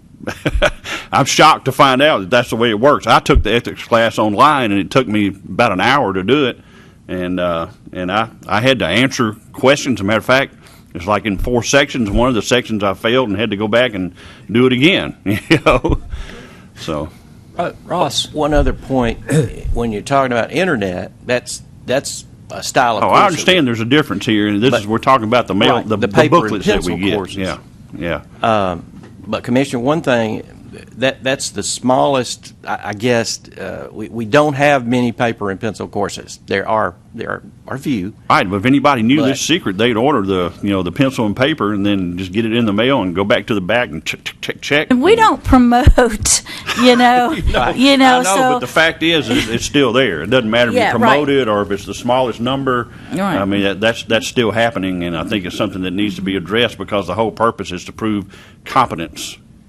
I think we're doing a disservice to the realtors to let this be, frankly. So on page 108 of the Red Book, so it talks about distance education. It says printed material, distance education course using printed material may be approved by the commission if, and it has 4 items. 1, students will be provided a manual or other printed material so they could print the material. I mean, I know it would be online. An outline, and then number 3, it contains at least 6 written experiences which will be submitted periodically to the instructor, graded, and returned to the students. Yet number 4 is the one that addresses if it's it says more than 8 hours credit. So it's a little unclear. I always thought it was 8 hours credit or more, but it says if the class provides more than 8 hours of credit, a comprehensive final examination. So, number 3 makes me question how the industry's doing. How the industry's doing it and matching up with us, matching up with this. Does that make sense? So, do you have an answer to that, Ross? I think in my tenure here, I haven't seen anything come back from providers about that number 3. That has not been accomplished as far as from I guess the time I took the directorship here. I don't recall or do I see anything coming back in regards to a paper and pencil course. Well, but this is in the distance learning, and it says distance learning. Right, but paper and pencil courses are distance along with internet courses. Okay, all right. Oh, yes, I see what you're saying. They could get it either way. What if this commission at some point, maybe soon, said no more paper and pencil courses? What would that hurt? Why can't we just make the recommendation to follow the guidelines that we have, and they have to be graded and sent back to us? Yes, ma'am, feel free to come up and get sworn in. We can't hear you, ma'am. Please come forward.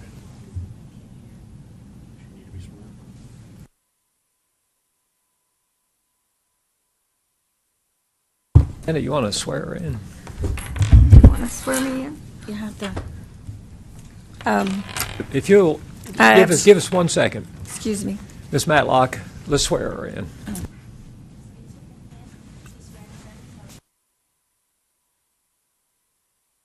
Thank you. And now will you give us your name? I'm sorry, it's just going to take me a minute. We couldn't find the building, and we've been walking around for an hour before we finally got here, so a little bit rattled. there are a lot of paper and pencil courses with us and with a lot of people, so we certainly would appreciate it that you wouldn't just disregard them and cut them out. Number one, I think it is the wrong thing to suggest or even think that all the realtors are just grabbing the answer sheet and writing them in the back. I don't think that's the case at all, because very often we will get questions, even though the answers are in the back, and they will call and discuss at some time a question they have. Secondly, if they're going to cheat, one person who has had their test graded correctly can pass it around the office. And so effectively they're going to do the same thing. But more importantly, I believe that a great many of the realtors want to learn, they read the material, and they will often call us and say how they like the course or have many questions about it. To assume that they're all cheating, I don't think is fair to the industry. May we have your name? Clemmer. Clemmer, for the record, thank you.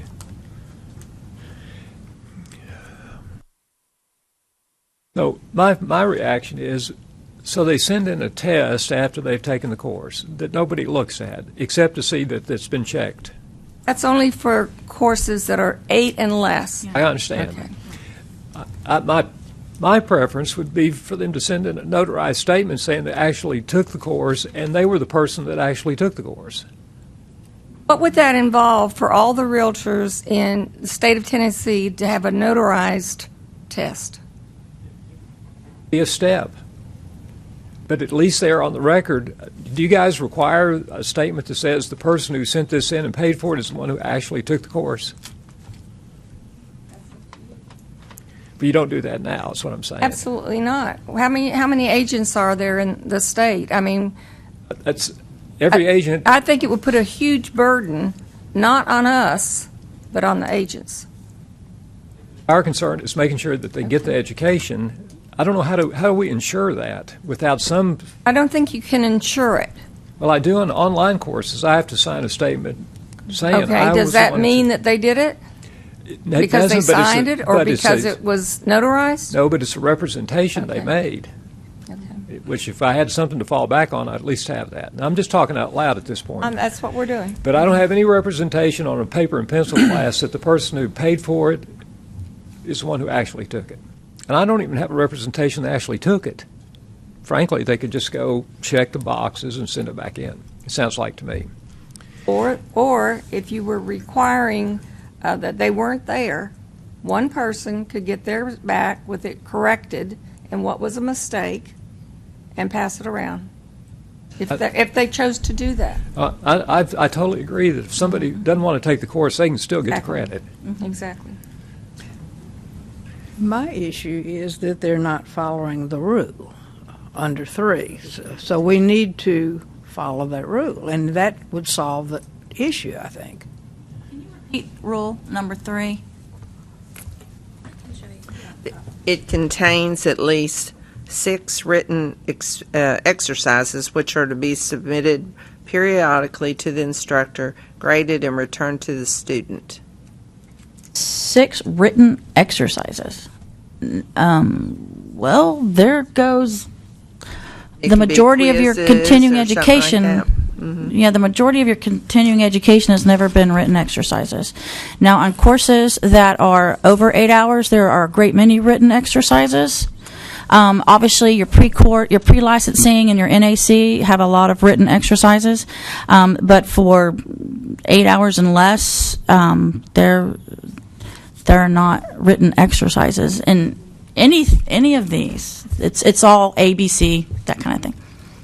Well, I would. This is my interpretation. I'm not an instructor or anything. I would just think, but in taking classes, I would just think it would be periodic quizzes or something. Ms. Matlock, would you say number 3 is pretty clear? Yes. And if any school is not requiring that, would they be violating the rule? So the reason we brought this before you was because of the complaint. And if you look at 1260.05.10, and it says if you violates or fails to meet the requirements of the provisions of this chapter or other applicable law.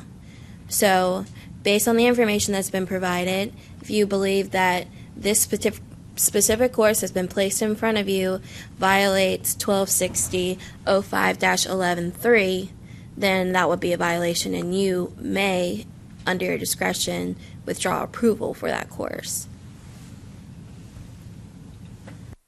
Mr. White, so you've also seen this provision, number 3, that says about 6 written exercises. Right.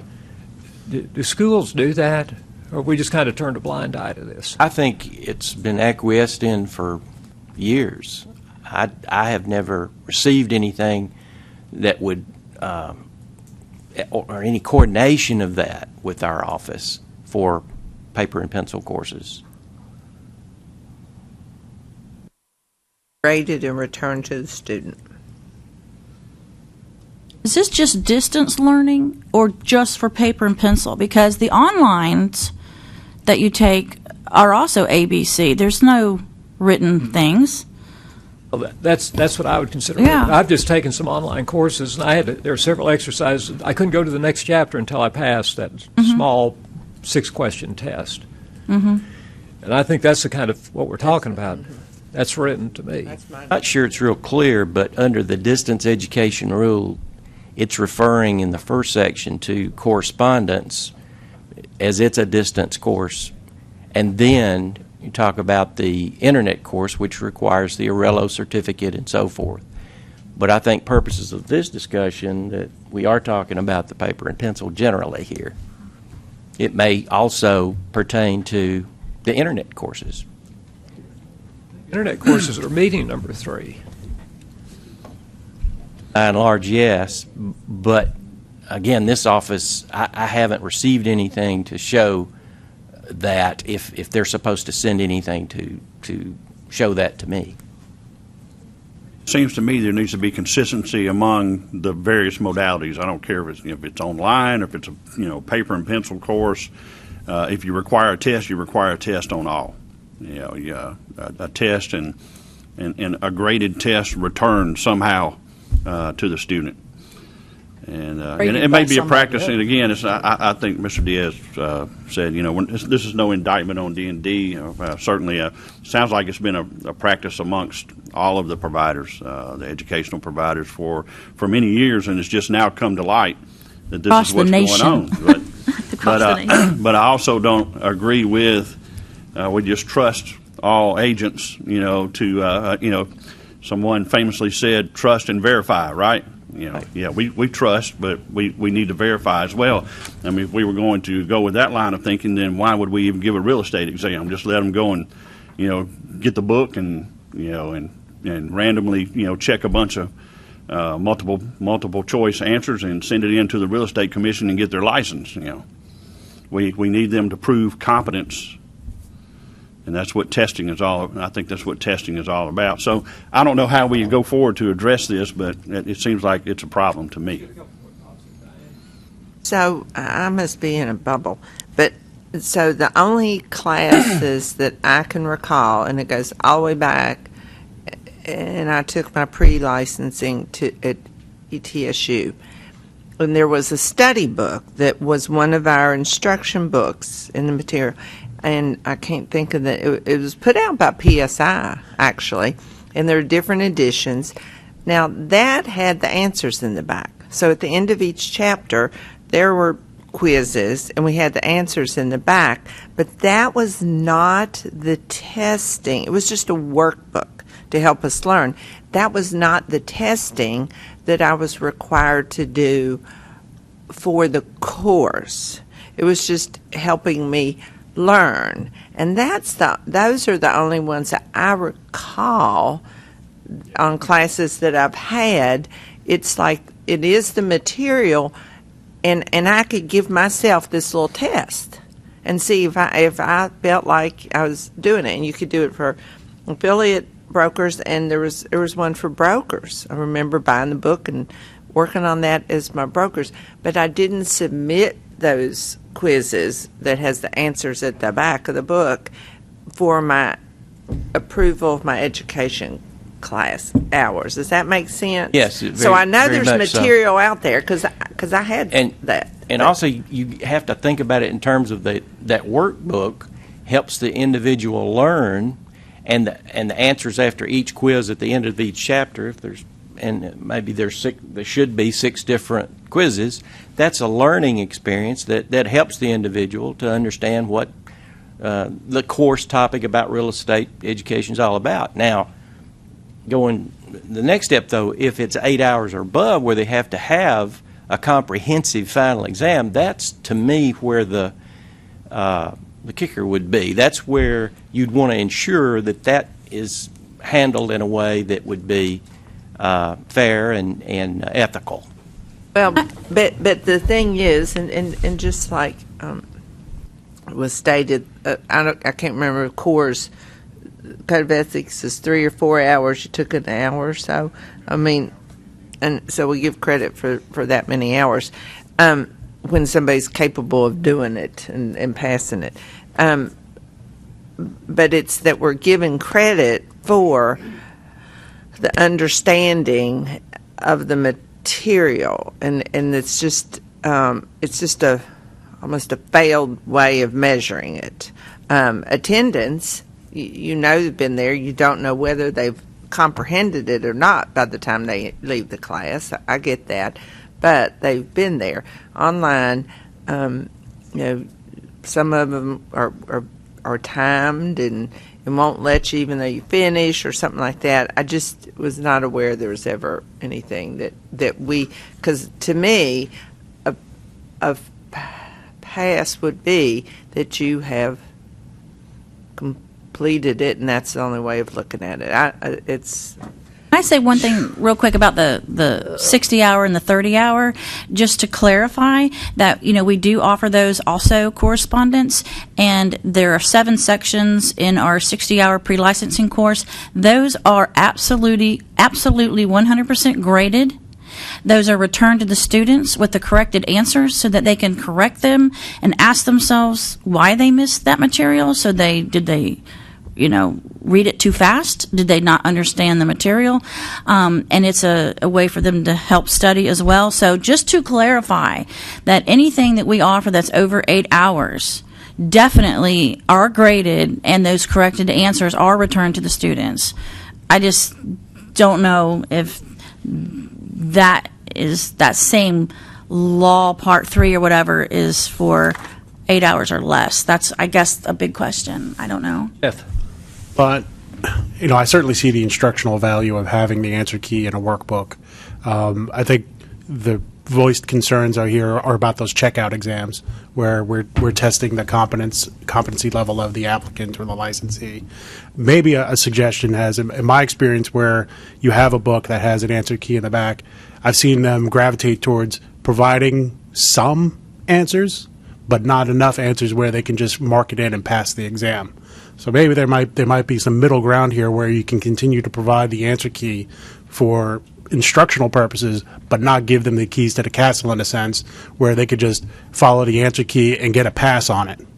There might be something there that we can work with. You're going to have to address all these different companies. I understand. It's a huge. I understand, but we don't want this is a weakness in our education process, and the fact that the practice has been going on for years doesn't necessarily mean that we should allow it to continue. And if we want to make sure that our licensees have gotten that level of competence, because ultimately our responsibility is to the public, and we want to make sure that our licensees are competent, and that's what these exams are for. And I think we need to address this weakness in some fashion. Just one more question or concern. So I've got a page that talks about renew your real estate license in 3 easy steps. Study the course, transfer your answers to the answer sheet after you did the little sectional quizzes. Step 3, after receiving your notification of back to step 2. Transfer all your answers to the answer sheet at the front of the manual. complete the additional information on the answer sheet, then mail or fax the answer sheet in for grading. What is this that you're quoting? Something produced by D&D School of Real Estate. Let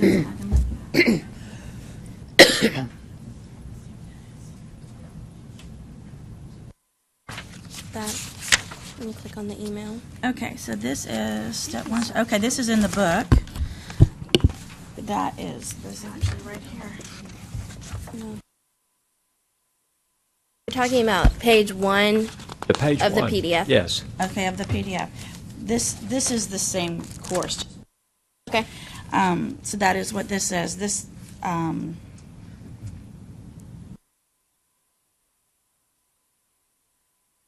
by completing them, you would read them and answer them. Okay, the reason it says, can you hear me okay? All right. Yes. Okay, the reason it says transfer all your answers to the answer sheet on the front of the manual is because in the printed section, it has the answer sheet. In the PDF download, it has this answer sheet. Okay? I'm only concerned about the last part of the Yeah, sentence. and so when you go through here, what this meant is if you go through here, say 9, and you check A or B, people aren't going to fax us this stuff. They want them to take the answer and put it on here. We're not saying to go to the answer key and just cheat. That's I got it. But Okay. you are saying that you're going to grade it.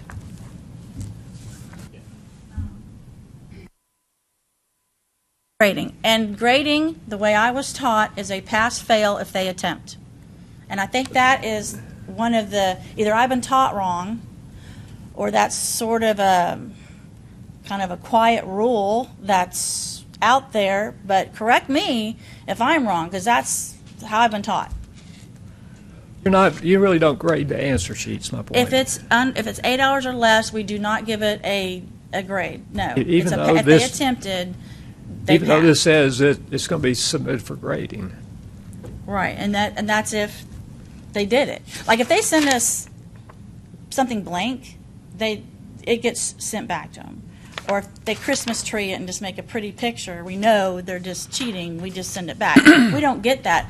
Of the hundreds, we've only gotten 2 that were even blank, and it's likely because they didn't save their work when they were toggling the things. So it's like.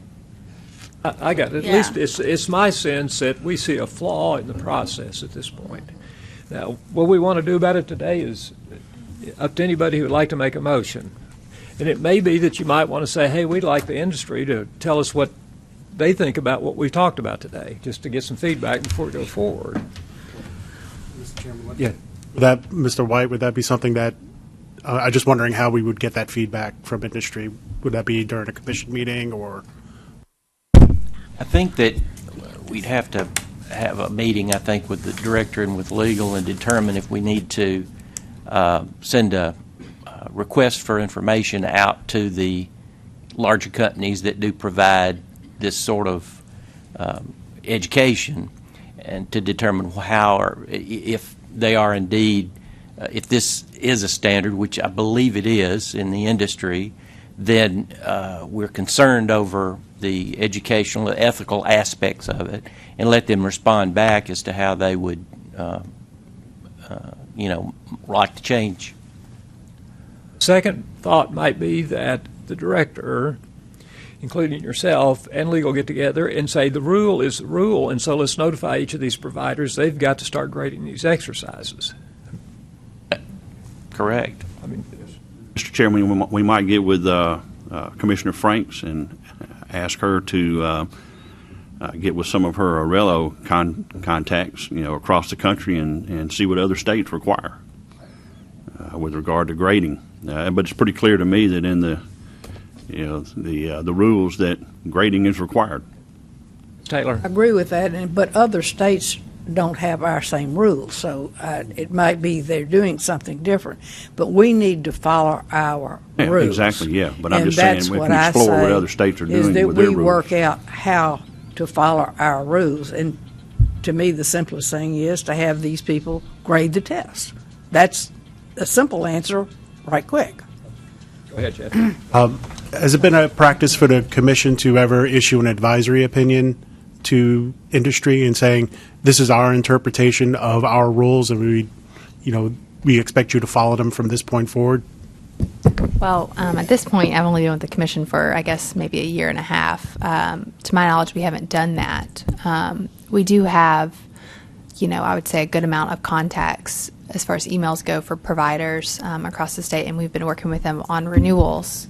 So I don't know exactly what you mean by advisory, but I mean, we could send out some kind of correspondence. I think obviously the commission would have to decide what that advisory opinion would say, but I think we'd have to reiterate what the rule says, and then the practice of including a full answer key with your checkout exams is contrary to the spirit of what we are attempting to do with the correspondence classes, and we suggest, or we would prefer, that if you provide an answer key, that would be my suggestion. If you provide an answer key, that the answers are not sufficient to provide a passing grade for that exam. I just think, it may not be that the agents are cheating, but I don't think we want to leave an opportunity out there for them to cheat, because I think it erodes the quality and the integrity of all licensees. And I know I value my license, and I think everybody on the commission that's licensed values their license, and we work very hard to maintain them. So we don't want the integrity of our license to have the opportunity to be eroded. So that's the nature of my concern. I'm trying to get commission focused back on the issue at hand. It's this particular course. Question to commission: is there a motion that would deal with this particular course? We're not done with the topic. Clearly, we've opened up a big topic to discuss. I will advise commissioners who are voting that it would take a unanimous vote of 5 votes to pass anything today. You have to reiterate this course that was brought up today. This was brought to us on this one particular course. And from that school. That's it. Am I allowed to say something? Well, let me talk to commission for a minute. So let's say, as an example, one commissioner said, I move that we take this course and decredit it so that it can't be taken for credit. That's a perfect motion. If there's a second, we'd have to vote on it, and if it got 5 votes, it would pass. Maybe a different school of thought that says, hey, this is just a symptom of the problem, and we got a big problem, so let's not pick on this one course today. Let's figure out how to solve this problem. So if there is no motion, the chair will rule fairly shortly that because there is no motion, we'll move on to the next item on the agenda. At that point, then you, Ms. Taylor, might say, well, I want to put this back on for further discussion next month on our agenda. Well, I don't think it would be fair to pick out this course to say we discredit this course. I don't think that's fair. I think we have now found an issue that needs to be addressed. And that's what I'm thinking, is that should we make a motion today, it should be something along the line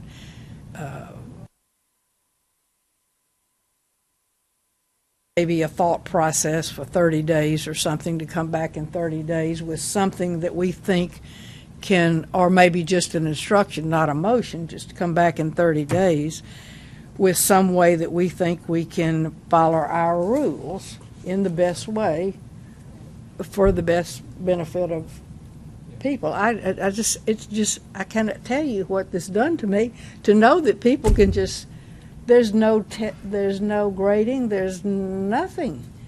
And so anybody, that's not in the best interest of realtors or agents, any agent, to just be able to.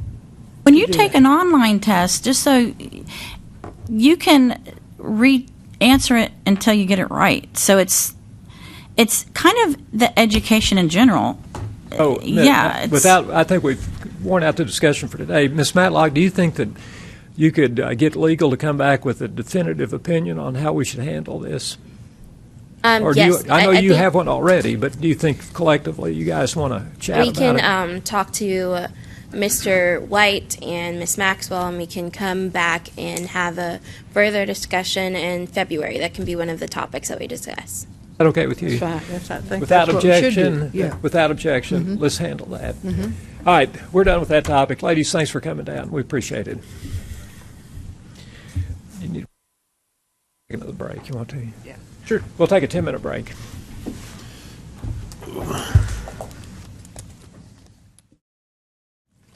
Anyone without active insurance as of February 1st will be suspended. So at that time, their license will be suspended. They will get a letter, their firm will get a letter, and their principal broker will get a letter letting them know that their license is now suspended.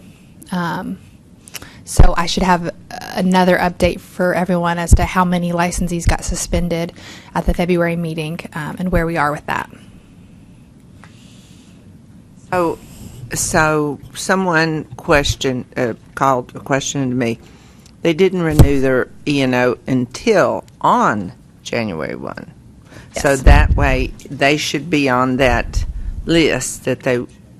No, they would not be on that list because as of when we run the suspension, if they renewed it and they have now current, they'll... Okay, all right. Yes. 'Cause yeah. I told them, I said, I don't know that you're, so the that you're current or not. So the fees start accruing after 30 days, which is when we're going to suspend.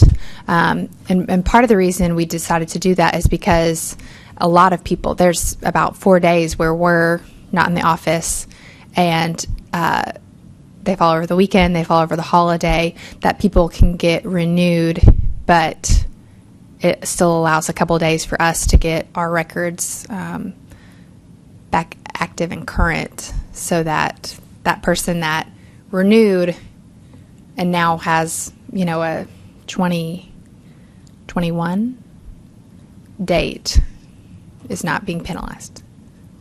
Jeff? I just wanted to ask, so if somebody's license is suspended because they didn't have an insurance and then they get the insurance, do they have to come to the commission to be reinstated, or are they reinstated automatically? So it depends on when. After a certain point, it does end up resulting in formal discipline. And my understanding is that after a certain point, consent orders are sent for failure to maintain.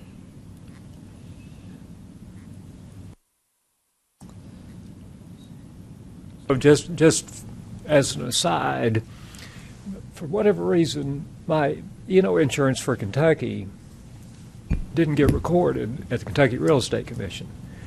On January 2nd, at about 3 o'clock in the morning, I got an email from the Kentucky Real Estate Commission that said since they didn't have proof that I had E&O insurance, my license was not suspended, but it was canceled. I didn't know there was that category. So I'm counting on Rice Insurance to get that right, because I don't like being canceled. That 30 days of grace period is pretty nice compared to Kentucky, I'll just tell you. Uh-huh. Anyhow, one more thing I have for you. So I saw your newsletter. I hadn't heard much about it, but I thought it was full of great information. It was. Thanks for getting that out. Yes, yeah, I would have liked to get it out a little sooner, but I'm hoping that we end up using a new system here soon, because Notify has something to be desired a little bit, but I'm glad that you got it. We've always known. Anything else, Caitlin, or anyone have questions for the Executive Director? Bobby? I had some. Last month we were talking about being notified when you're like 6 months out. We were getting a letter, and we kept talking about this letter that we got, and I think Diane was talking about it. So I went back to my office, and I've had an office manager there for about 2 years, and I said, pull me one of those letters. Caitlin has called me and want me to send her one of those letters. And so she'd been there 2 years, and she's really good, and she goes, I have no idea what you're talking about. I said, don't we get it every time that a license comes up for renewal? And she goes, I've been here 2 years, and I've never seen one. And come to find out, that was something that may have been going on maybe when the old computer system or something, but it's not going on now anymore. So, So they do get a notice, but I don't remember exactly what this you said you got 16 hours you got to have done, Brunel, Yes. and you've got so many that you haven't done, and then it would even point out if you took the core class or not. Yes. But it was a letter. It was generated about 6 months before the license, but apparently it's not been doing that for a couple years. Yeah. So now, 90 days prior to expiration, they get a letter that says their license is expiring, and it tells them that they can go to core.tn.gov to renew. It does not. Yeah, it does not. It's not specific about education. And I feel like one misconception is that it goes to their firm. So it goes to the firm, and then it has the licensee's name in the letter. But I know that's somewhat of a misconception when I tell people that it goes to their firm. I don't know exactly why, ever since I've been here, that's the address that we've used. I think probably it's because the firm is required to notify us within a certain number of days, and the likelihood of them switching around addresses a lot is less likely than maybe an individual. I just want to point out, we were telling you it was coming, and you were looking at us going, you've never seen it because apparently it's not going on anymore. So Yes, thank you for that. Anything else for Ms. Maxwell? I do, please. Okay, please, go ahead. The report we received on the summary, the real estate school summary. Yes, I think that was actually in Ross's report, okay. but I can answer any questions about it. So, and I'm just not sure I'm interpreting it correctly, and I can get with Ross, but is there a place on our system that someone can go in and see? Something caught my eye in our area that it provided education for someone, tested and passed, and I'm not even aware of who that is. Is there a place on the site we can look at that? You mean an individual or a school? No, school. This is, I need to double check that Ross has gotten the 2018 report on the website, but this report, as far as the school's percentage, their pass-fail percentage is on the website. It's under education. And I believe we've got the full 2017 report, and then we had been updating it so that it'd be cumulative for last year, but we need to probably get the full 2018 totals. I'll get with him, and it was my fault that I had something else on my mind that I didn't ask him, so I'll follow up. This is posted, though. Okay, all right, thank you. Okay, with that done, let's go to the consent agenda and legal report. My first question, ladies, is how come Kelsey always goes first? You all do. That's actually a question for Amanda. Amanda, why is that? I have the same question. Well, that's how you want to do it. Let's go with it. Wait, okay, last name. Got it. Yeah, sure, alphabetical. All right, ready for the consent agenda? Numbers? Yes. Yes, okay. Number 1 is 2018-046251. Number 2 is 2018-040871. Number 3 is 2018-040851. Number 4 is 2018-048881. Number 5 is 2018-051131. Number 6 is 2018-053131. Number 7 is 2018-053861. Number 8 is 2018-060301. Number 9 is 2018-061401. Number 10 is 2018-062391. Number 11 is 2018-063391. Number 12 is 2018-064881. Number 13 is 2018-065371. Number 14 is 2018-066641. Number 15 is 2018-083311.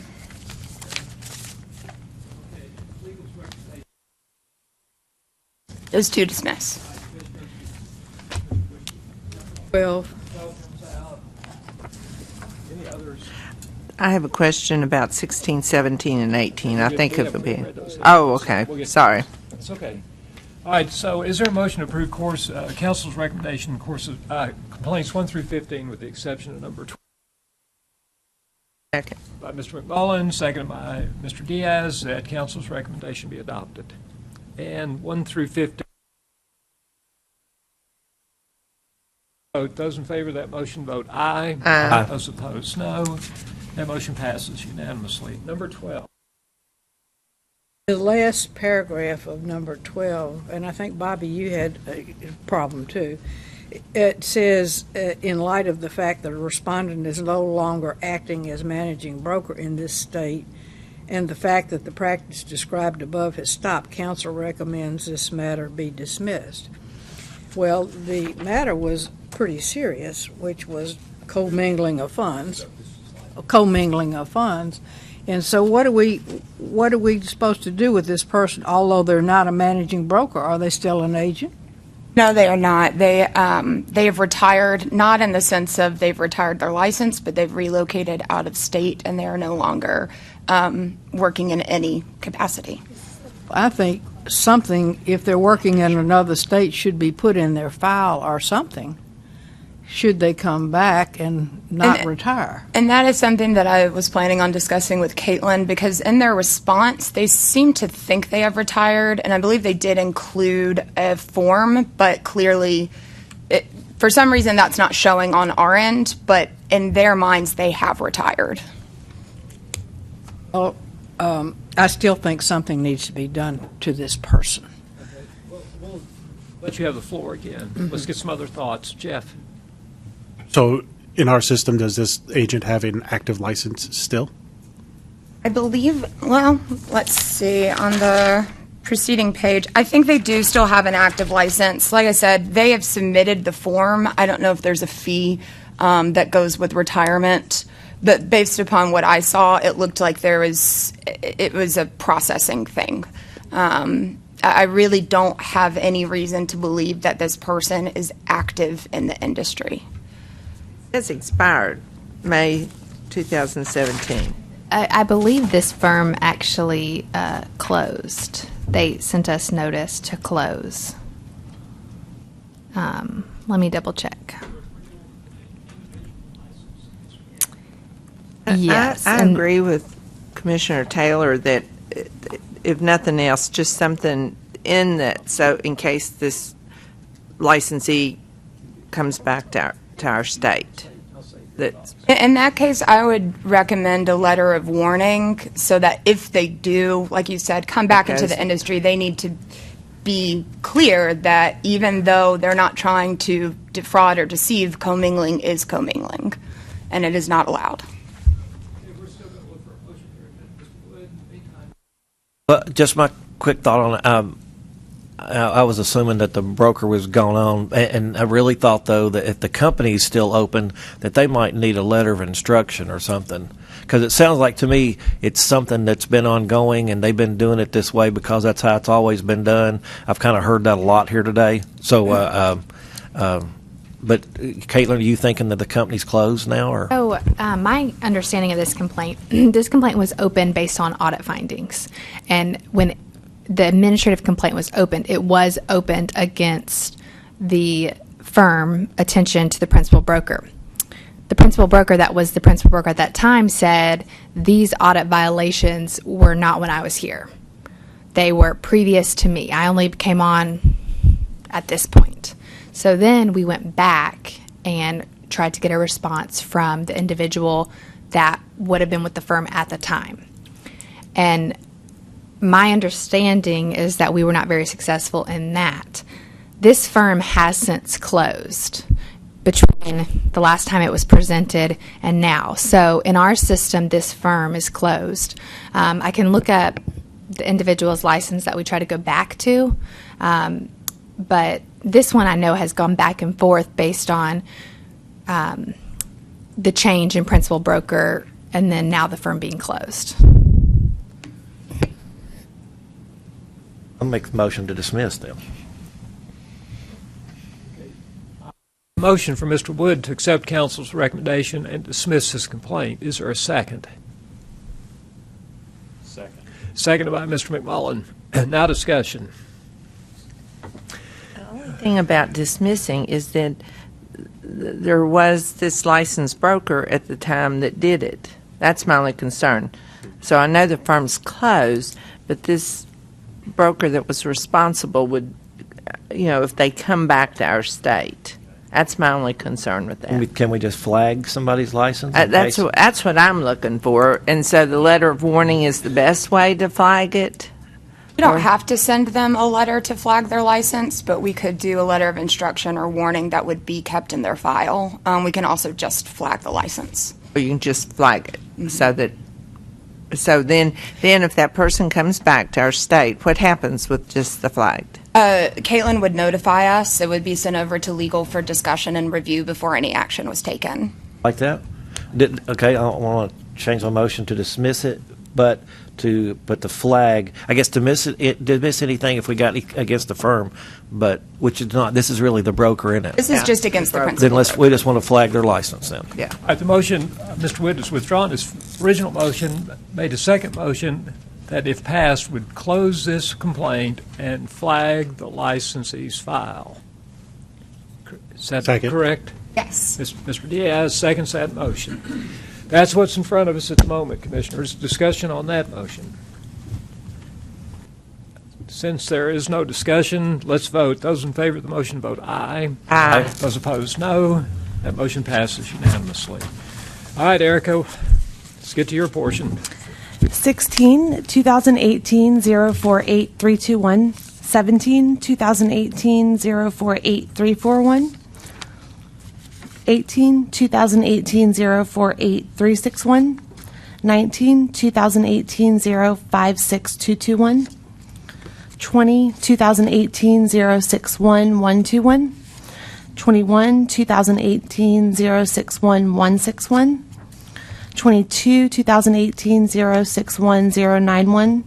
23, 2018 061261. 24, 2018 061461. 25, 2018 045331. 26, 2018 045351. 27, 2018 054861. 28, 2018 055101. 29, 2018 062421. 30, 2018 062811. 31, 2018 062741. 32, 2018 081361. And 33, 2018 084151. Commissioners, Ms. Hills has the floor at this point, but if you have cases you'd like to have removed from a larger motion. I think it will, just to clarify something in my head, remove 16, 17, 18, 23, and 24. Other cases, Commissioners?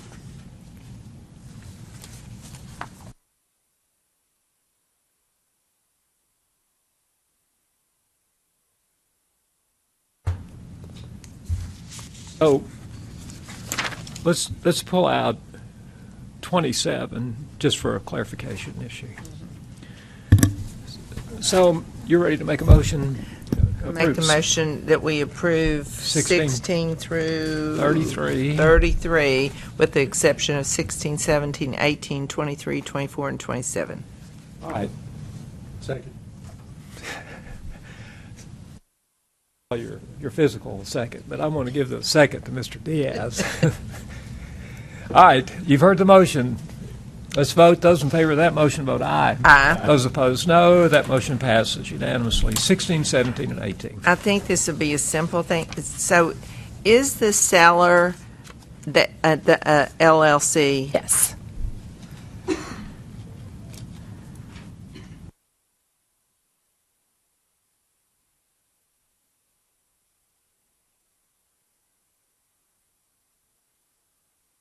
And the LLC is the firm, the real estate firm?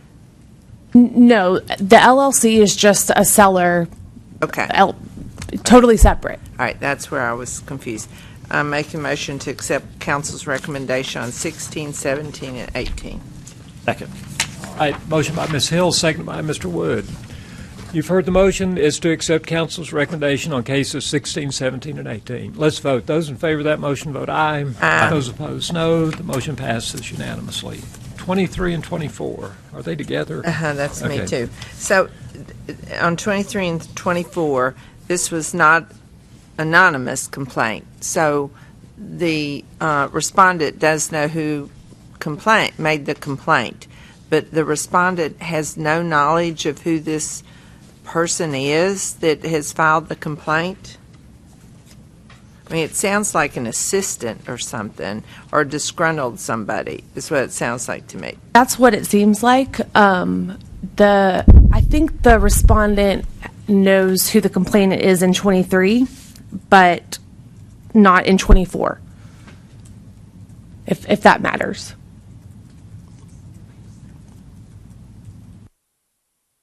Okay, I'm going to default to you as seeing all the materials, so make a motion, we accept council's recommendation on number 23 and 24 to dismiss. Second. I was hoping Mr. McMullen would give me the finger to second that, but it didn't happen. Actually, I've seen him give you the finger before. All right, the motion is to accept council's recommendation on cases 23 and 24. Mr. Wood seconded that motion after Ms. Hills made it. Let's vote. Those in favor of the motion vote aye. Aye. Those opposed, no. That motion passes unanimously. All right, on number 27, this is I just need clarification. The very last sentence says, you recommend dismissal of the complaint because it falls outside TREC's 2-year statute of limitations. Here's where I'm confused. I thought the 2 years started at the time a party discovered something, not a specific date. So It can be either or. So if there's a transaction that is at issue, then it usually would be the date of the transaction. But if it's something to be discovered, then it can be after a transaction. If it's something that wasn't known and it's not, related directly to the transaction. probably more than one case today. Legal has recommended dismissal outside of timeshares based on the 2-year statute of limitations. Yes. So you guys take a look at that and go, okay, this is not some defect in the property the guy discovered 6 months after they closed on it. Yes. I mean, I know I evaluate whether there's a specific date, if it's a transaction, if it's something that was discovered before I make the statement that it falls outside the statute of limitations. I definitely can state for myself that I do my due diligence there. Statute of limitations in this book somewhere. Yes. Can we just like to mark it, just so Page 43. And it starts under E1, which is pretty close to the bottom of the page.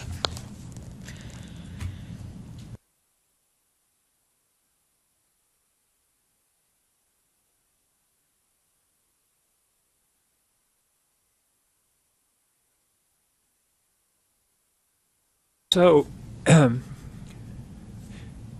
this particular case, the complainant alleges that he thought the house septic system could handle a 4-bedroom house, when in fact it was only approved to handle a 3-bedroom house. Is that the essence of the complaint? The complainant, the essence of the complaint is that the complainant feels the property was advertised in a misleading way on the MLS because in one place on the listing it said 4 bedrooms instead of 3. That is the only time and place that mistake happened. I guess in other places on the listing it was correct. Complainant saw the house. So I feel like the essence of the complaint is about this listing. Not about the physical structure or the support system for the house.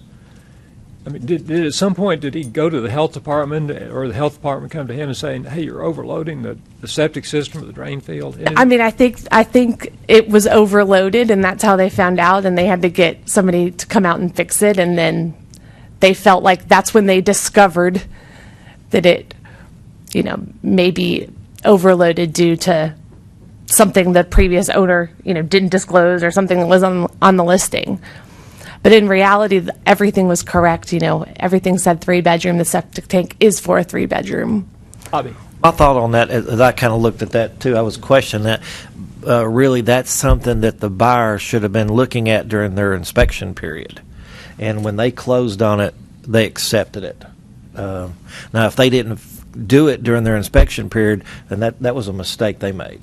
But to me, if they'd caught it before closing, that's a big deal. Yes. But by the fact they waited 2 years and there's a problem, that's why I didn't have a problem with dismissing it. All right.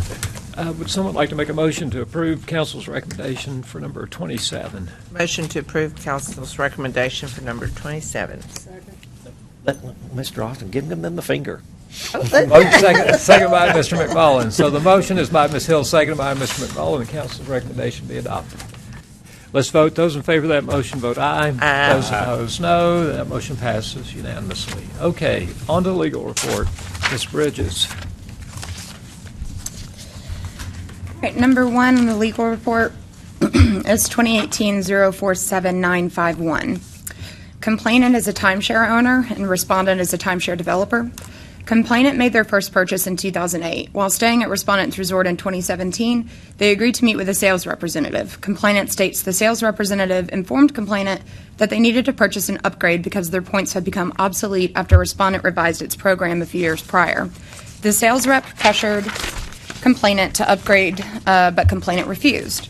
Finally, the representative asked if complainant would speak with their supervisor. Complainant agreed. The supervisor then came in and offered to buy complainant's timeshare for $30,000, but only if complainant transferred their points to a different program. The supervisor told complainant the process could take as long as 90 days and that they would receive a check in the mail. Complainant states they asked about the legality of this transaction and they were assured numerous times not to worry. Complainant states they were also advised not to disclose the transaction to any other representatives for a respondent when they called to transfer/upgrade their points. Eventually, complainant lost contact with the sales reps and learned in December that both employees were terminated by respondent. Respondent states that complainant's accounts are severely delinquent and that their internal research revealed no information substantiating complainant's allegations. However, in light of complainant's long-term ownership history with respondent agreed to cancel the September 2017 upgrade and agreed to terminate, not reinstate, the previous contract entered into in 2008, relieving complainant of all financial obligations. Respondent also states that the 2 employees identified in the complaint have been terminated. Counsel recommends the Commission dismiss the present complaint and open new complaints against the individual former employees who are both licensees. And again, that recommendation is to dismiss and open new complaints against the sales representatives. Motion to accept council's recommendation. Second. All right, Ms. Hills makes a motion. Ms. Taylor seconds to accept council's recommendation. What would the complaint be against the former sales representatives? I would improper dealing, fraud, misleading advertising. I think there's a plethora that we could choose from. Is there any liability on a supervising or principal broker? Well, I was thinking against the licensees themselves, both of them. It seems to me that there was some sort of scheme going on, and at the end of the day, they just disappeared on this complainant. It appears to me, based on the facts, that they were both a party to this offer to buy the points.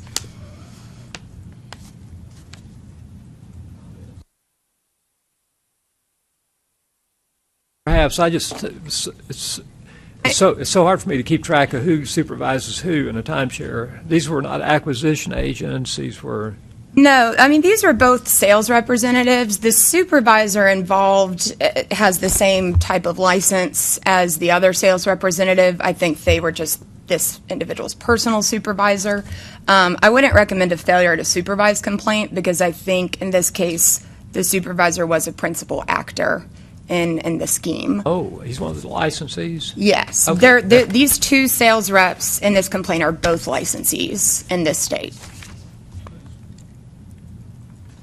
Licensees is the supervisor of the other, or Yes. I don't think they're in the system as a supervisor, but practically speaking, they are a supervisor.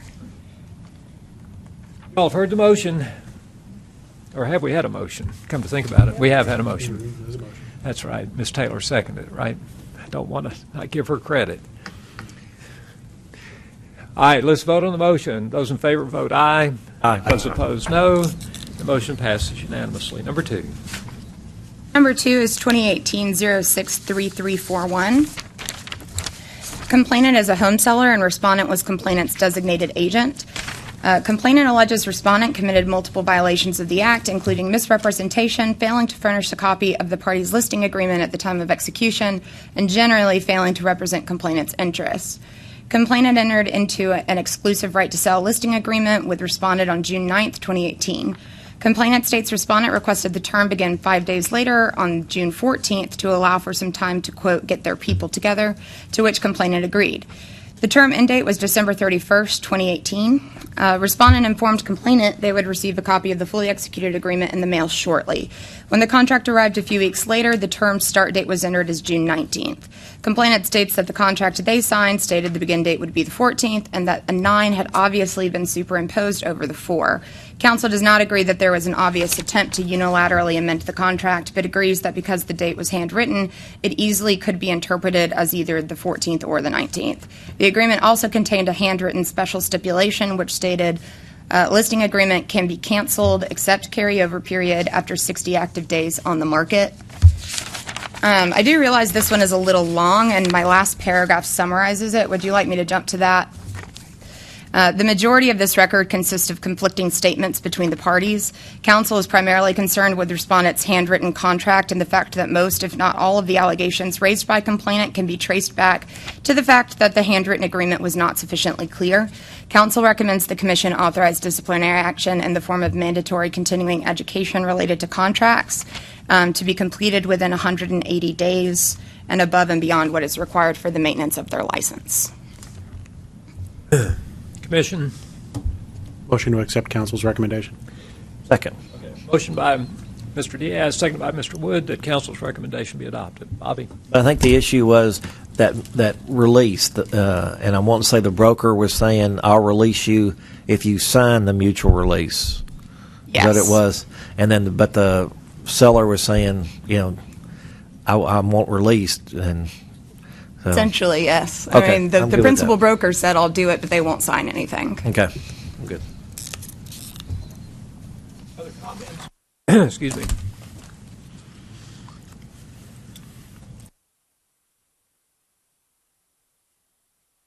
Thinking about a question or trying to swallow this cheese. Okay, okay, I think I'm ready to vote. Those in favor of the motion vote aye. Aye. Those opposed, no. The motion passes unanimously. Thank you, Commission, for your indulgence. All right, number 3 is 2018-063941. This administrative complaint was opened after research conducted pursuant to a related complaint dismissed in September 2018 revealed possible ongoing violations. Track records confirmed the allegations raised in the first complaint were without merit, but internal research indicated that respondent may have advertised for their firm before it was licensed. In their answer to the complaint, respondent states that they submitted their firm and principal broker applications in November 2017. However, Commission records show that the Commission did not receive respondents' applications until January 2018, although they were dated in November. Respondent received their firm license on February 21st, 2018, but their principal broker license was not approved until May 25th. Respondent had at least one social media post advertising respondent's firm in January 2018. Upon receipt of the previous complaint, which raised similar allegations of unlicensed activity, respondent reached out to Commission staff to ensure that they had all required licenses. Commission staff advised respondent that they never received the $25 principal broker designation fee, but told respondent without authorization that if they sent in the fee and a copy of their application, it would be backdated to November 2017. Internal records now show that respondent's principal broker application was approved on May 25th, 2018. It appears respondents' January 2018 social media post advertising their firm occurred prior to respondents' licensure, and therefore council recommends disciplinary action be authorized for the post. However, in light of the misleading information relayed to respondent thereafter, council is not recommending any further discipline for unlicensed activity, and my recommendation is for a $500 civil penalty.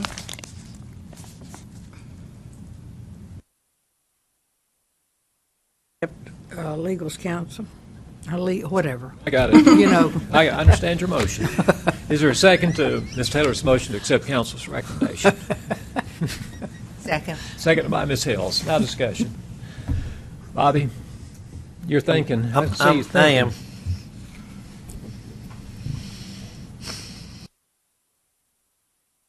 And it was just the broker. They just assumed everything was. Under 500s and I'll above. step I mean- into. I think there is a little bit of responsibility on our part from the standpoint that the person that told him it could be backdated has since been told that's not a thing. And in order for a firm to get approved in our system, we have to put a principal broker in the relation field. So that was there when the firm was approved, or else it wouldn't be able to be approved. The issue is that when you're approving a firm, or when you're working, when the staff is working, it has to have the firm application. It has to have the broker has to transfer to the firm, and then they also have to designate themselves as the broker, all of which require a fee.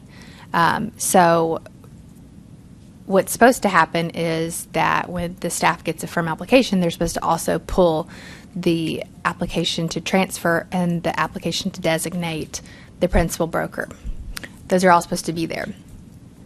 They do the firm first, assuming that the other two are there, and work that in coordination with the principal broker designation and the transfer. And so the firm wouldn't have been able to approved without that there. The problem is that the person that worked this should have notified them on the designation that they didn't receive the money, and it should have stopped there. Now, this person maybe never checked to make sure everything had fallen into place before they started advertising, but there's a little responsibility on our end.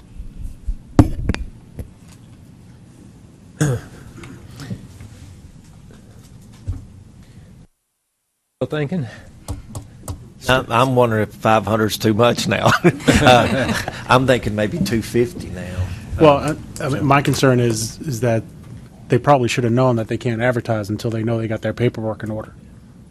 I mean, is that something that's clear to them? That is clear, and still, even, you know, if we look past everything that happened after they got the firm license and we say, all right, we'll give them a pass, still, they didn't get that firm license until February 21st, and the social media post occurred in January. So I really don't see how they could have thought in any way that they had the firm license in January. And now they say they submitted their application in November, but we didn't get it until January. Even if it was dated in November, we did not receive it until January. So I guess is this an online submission? Is it a paper submission? it was a paper submission. Mine would be received immediately. Right. I mean, the whole date stamp can be misleading. Yes, you signed it on 11/28, but until you pay for what you want done and until it's received by the commission, I mean, we can't just, So the collection of the fee completes the receipt? So if you get the Yes. paper and there's no fee, you don't receive it? essentially, but also Even if we you didn't have even it? we didn't even get this. Okay. Outside of the fee, we didn't get this until January. All right, so you have no idea between November and January where this paperwork was? Okay. If you get it by mail, do you look at the postmark on the envelope for any reason? So our all of our mail comes in through our revenue processing center, and they process all the mail. They date stamp it, so we have a date stamp when we get it. All right, the motion at the moment is to accept council's recommendation. Further discussion. Let's vote. Those in favor of that motion vote aye. Aye. Those opposed, no. The motion passes unanimously. Number 4. Number 4 is 2018-066181. Complainant is a prospective purchaser and respondent is a licensed real estate firm. During their home search process, complainant came across a sign advertising a new residential development under construction. The sign includes a general description of the types of properties available and 2 phone numbers to call for additional information. One connects to firm A and one goes to firm B. Also featured on the sign are 3 real estate firm logos, one for firm A, one for firm B, and a third for firm C.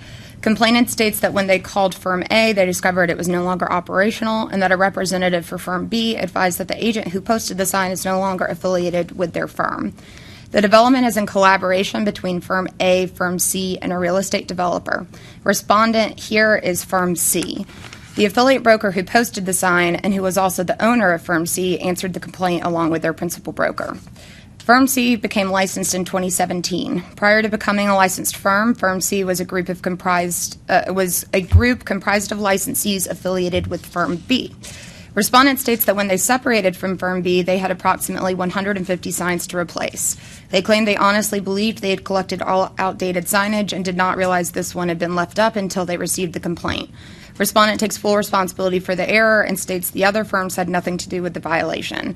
Respondent has taken corrective measures, including hiring a local company to replace the sign's outdated logos and telephone numbers. The affiliate broker/owner who posted the sign first became licensed in 2012 and has no disciplinary history. Council recommends a letter of warning. Motion to accept council's recommendation. Second. Motion by Mr. Diaz, second by Ms. Taylor, that council's recommendation be adopted. Discussion. Let's vote. Those in favor of the motion vote aye. Aye. Those opposed, no. That motion passes unanimously. Number 5. Number 5 is 2018-066151. Complainant is the same prospective home buyer in the above related matter, and respondent is the principal broker for Firm B. The sign was posted by a licensee formerly affiliated with respondent's firm. That affiliate broker is now the owner of Firm C. However, when the sign was made, Firm C was a group of licensees who were affiliated with Firm B. In 2017, the group received its firm license and separated from Firm B. Respondent states they have no involvement in the project and that they did not realize the sign displaying their firm's logo was still up. My recommendation is to dismiss. Move to accept council's recommendation. Mr. Wood, seconded by Ms. Taylor. Council's recommendation be adopted and this complaint be dismissed. Discussion. Those in favor of the motion vote aye. Aye. Those opposed, no. That motion passes unanimously. Number 6 is 2018-066201. Complainant is the... Move to accept council's recommendation to dismiss. Second. Mr. Wood makes a motion. Ms. Hill seconds that council's recommendation be adopted and the complaint known as item number 6 be dismissed per council's recommendation. Those in favor of that motion vote aye. Aye. Those opposed, no. The motion passes unanimously. Number 7. All right, number 7 is 2018-066851. Complainant is a former tenant of an apartment property managed by respondent. Respondent is a real estate investment management firm. Complainant alleges respondent failed to adequately treat a flea infestation in complainant's apartment and thereafter refused to permit complainant to move into a different unit or terminate their lease. Complainant acknowledges that the property management company sent pest control to treat the apartment the day after complainant first notified management and thereafter on numerous other occasions. Complainant states that the treatment did not work and claims the infestation is coming from surrounding units. Complainant denies respondent's allegations and claims the flea infestation came from used furniture complainant moved into the apartment. Respondent states they had pest control check the surrounding units, none of which had any signs of fleas. Respondent states they denied complainant's request to move to a new unit because the problem would only travel with them. Eventually, the parties agreed to the early termination of complainant's lease without penalty. Council does not observe any violations in the handling of the flea situation. However, it appears that respondent is not a licensed firm in Tennessee. I do have new information regarding this. I received information from this respondent's attorney yesterday informing me that the respondent is actually the owner of the apartment building. So I am amending my recommendation from $1,000 for unlicensed practice to dismiss. Move to accept council's recommendation. If you can tell us where in our rules does it talk about fleas? I'm lying. Go on. Okay. Second. Well, So, Kelsey, you just believed what the respondent's attorney said. I did look into it. This situation is unique, but I was able to verify. Now, granted, I did not see a deed, but I was able to verify to a level that I'm comfortable with that they do fall under one of the exceptions under 104. You have a motion? Yes, Bobby made it, I seconded.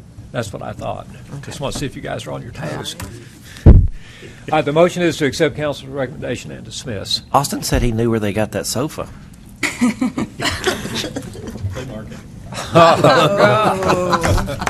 He's on his toes. Yeah. We are being recorded, Austin.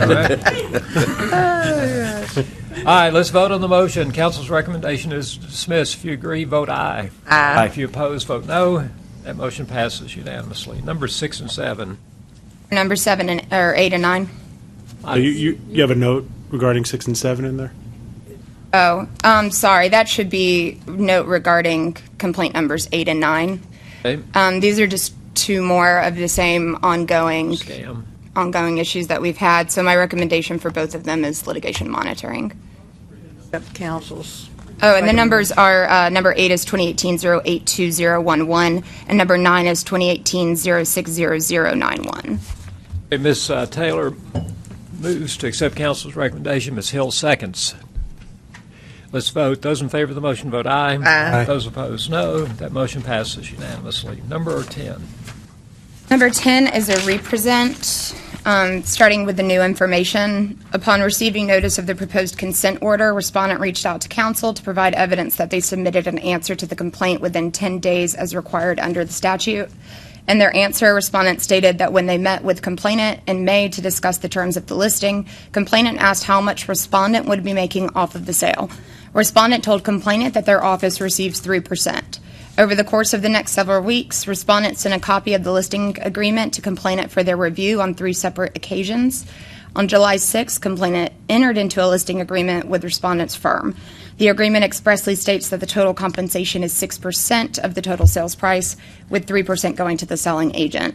In summary, respondent states they answered all of complainant's questions regarding their commission and provided complainant with ample opportunity to review the terms of the agreement before signing. My new recommendation is that the commission dismiss. Motion to accept council's recommendation. Second. Okay, we have a motion by Ms. Hill, second by Mr. Diaz, that council's recommendation be adopted. Questions? So, Kelsey, did the listing agreement say what would happen if the listing agent sold the house himself or herself, what the commission would be? Did not look for that. I could pull it up to answer your question, but I couldn't say off the top of my head. I'm trying to figure out whether there was a certain percentage commission regardless of who sold it.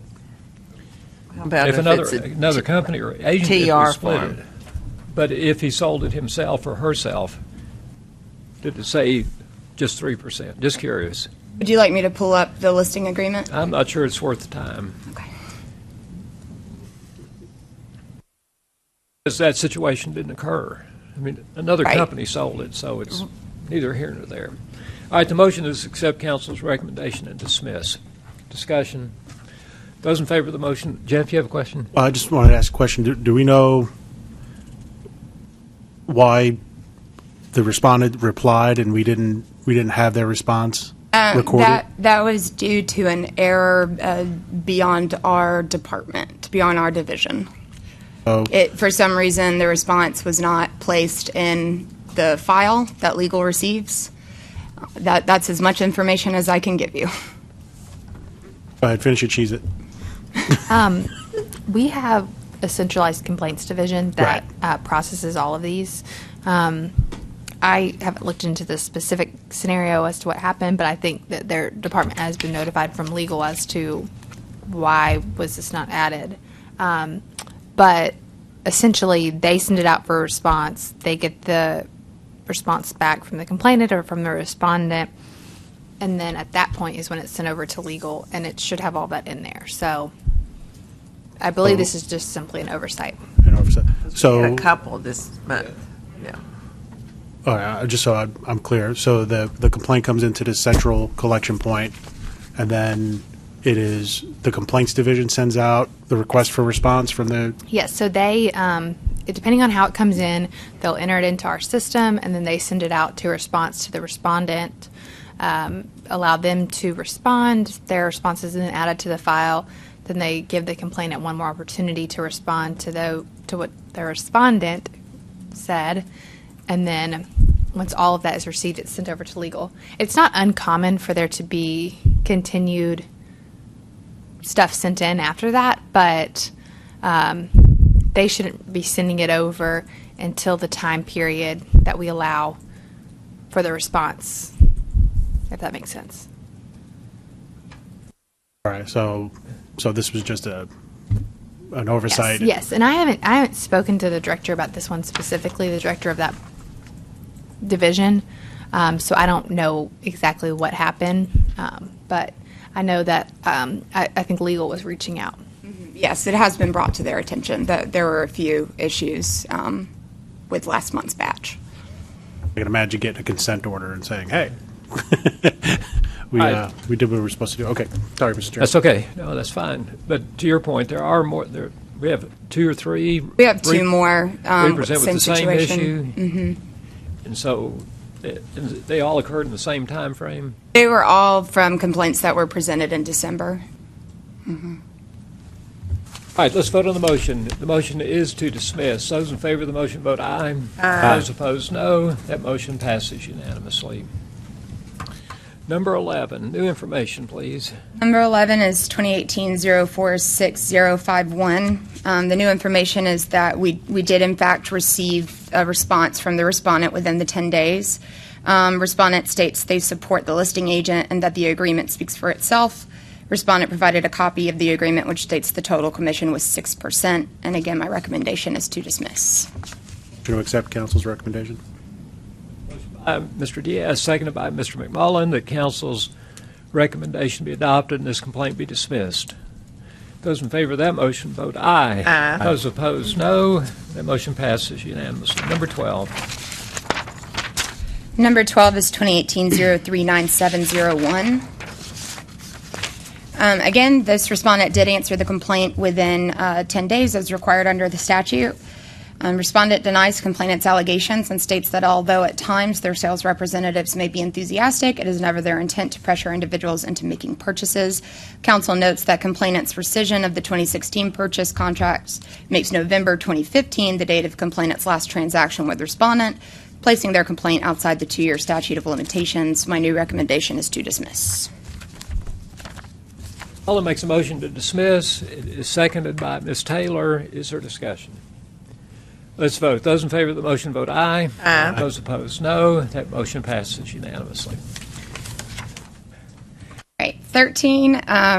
Now, this one is different. This is not based upon submitting an answer or anything like that.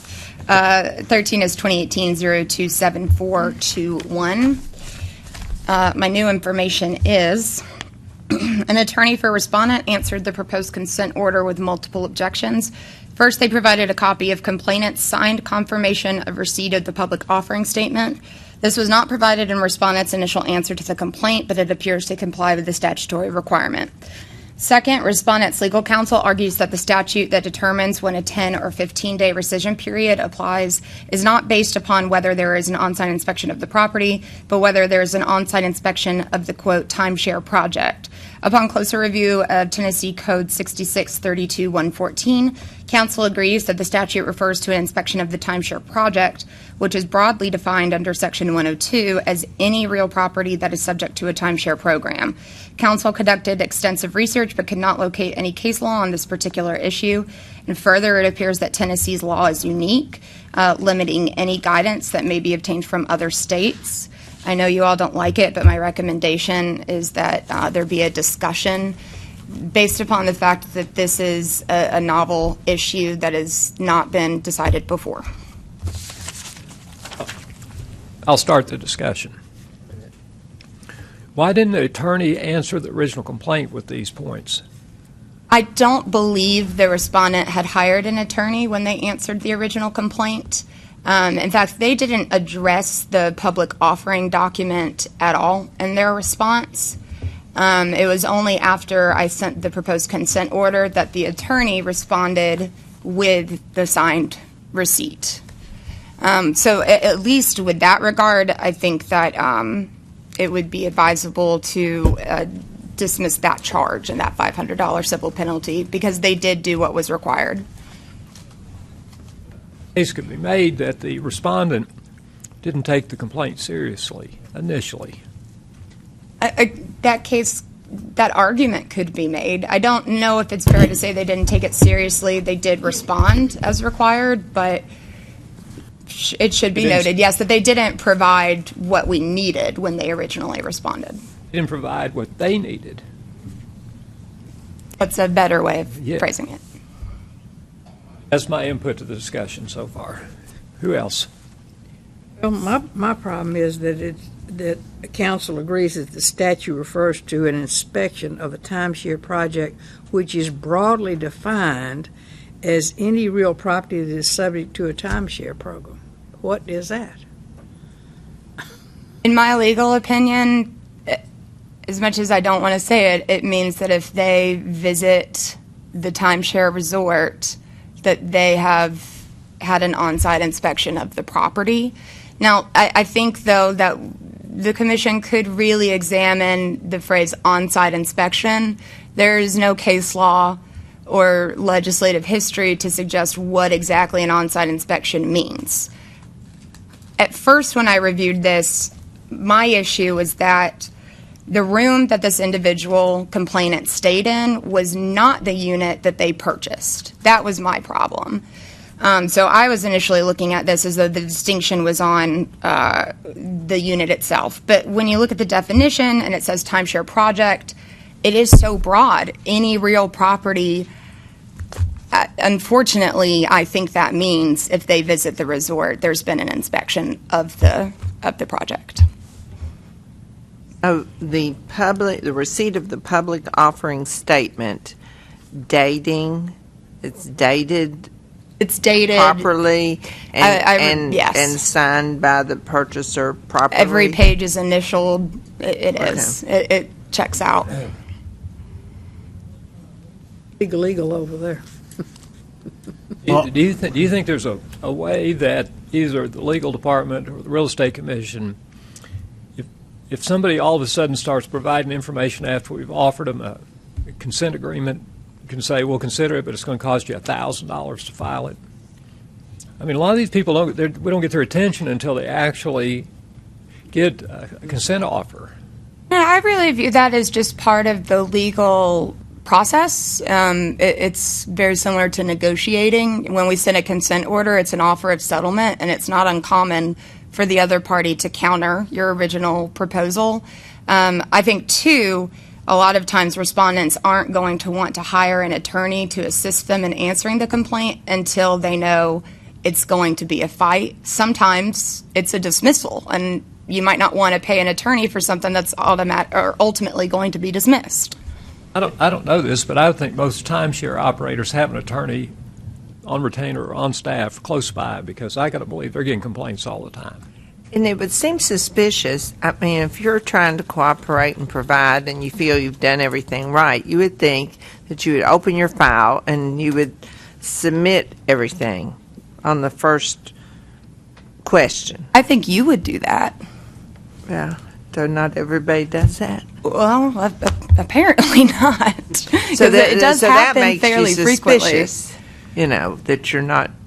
I don't think we should assume, or I don't personally assume, that any individual respondent has the legal mindset to know exactly what they should be answering and exactly what they should be providing.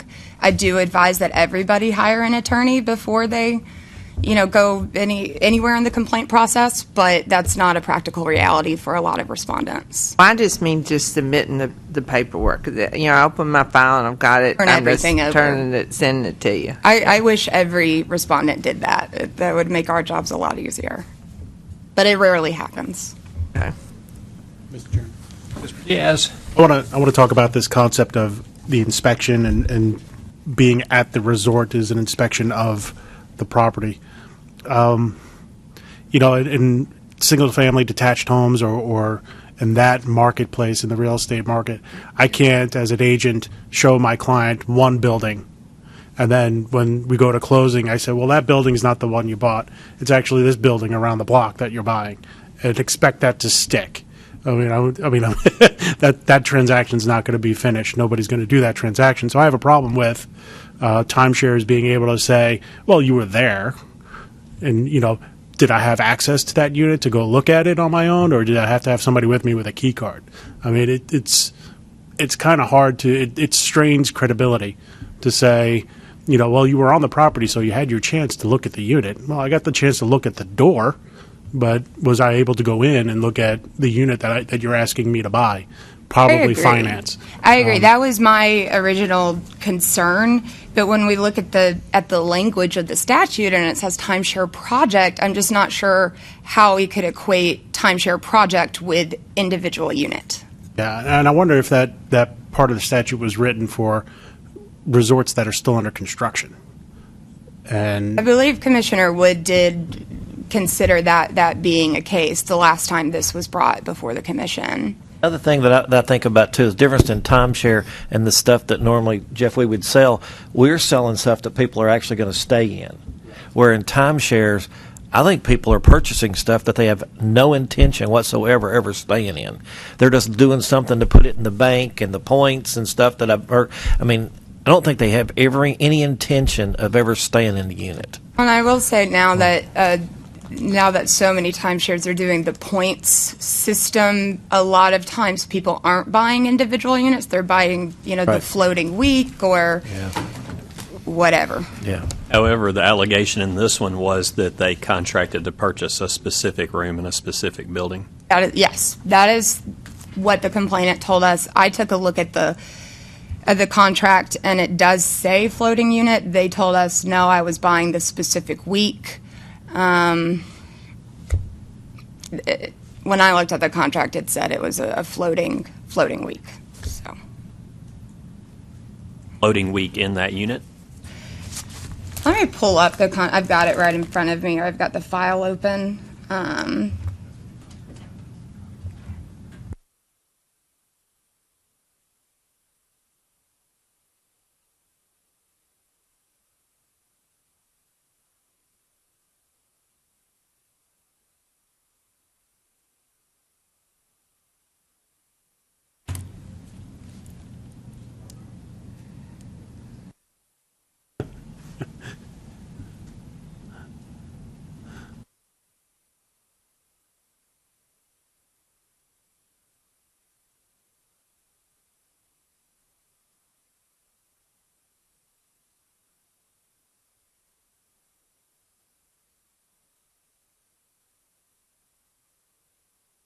So what it says is unit number, week number, building number, and then in bold, devoted to flexible use. that language is that floating week language. Does it list that unit 114B? It lists the unit. Building 1? Building 1. Have a certain week listed, or does it say 44. Week 44 of Week that? 44, devoted to flexible use. We don't even know if that unit was built at the time, do we? No, that issue was never raised. No one's indicated that this is a new construction. Try a motion? Or Let's we see got what one? let's see what you got. Okay, this is my thinking. I think some of the problem is that they didn't. The respondent didn't take this serious, and I wish they would taken it serious, and we wouldn't be talking about it right now. And so basically, I think you had said that they're negotiating is what they're doing now. And so, in light of that, I mean, I'm thinking maybe we should stay with the $1,000 civil penalty that we originally recommended and decided on, but take out the civil penalty of $500 for failure to obtain a receipt, because apparently they did do that. They did do that. To clarify, in making that recommendation, are you saying that you believe there was improper dealing based upon the rescission period issue? Yes.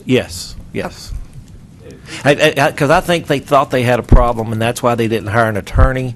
And then when they got hit with this, then they got the attorney, and the attorney goes, "Hey, I think we can jump through this hole right here." So I guess let me ask one more time. So are you saying you believe that an on-site inspection has to occur in the unit itself? That the No. you don't think that? Yeah, don't read too much into my talk, and I'm just trying to end this thing.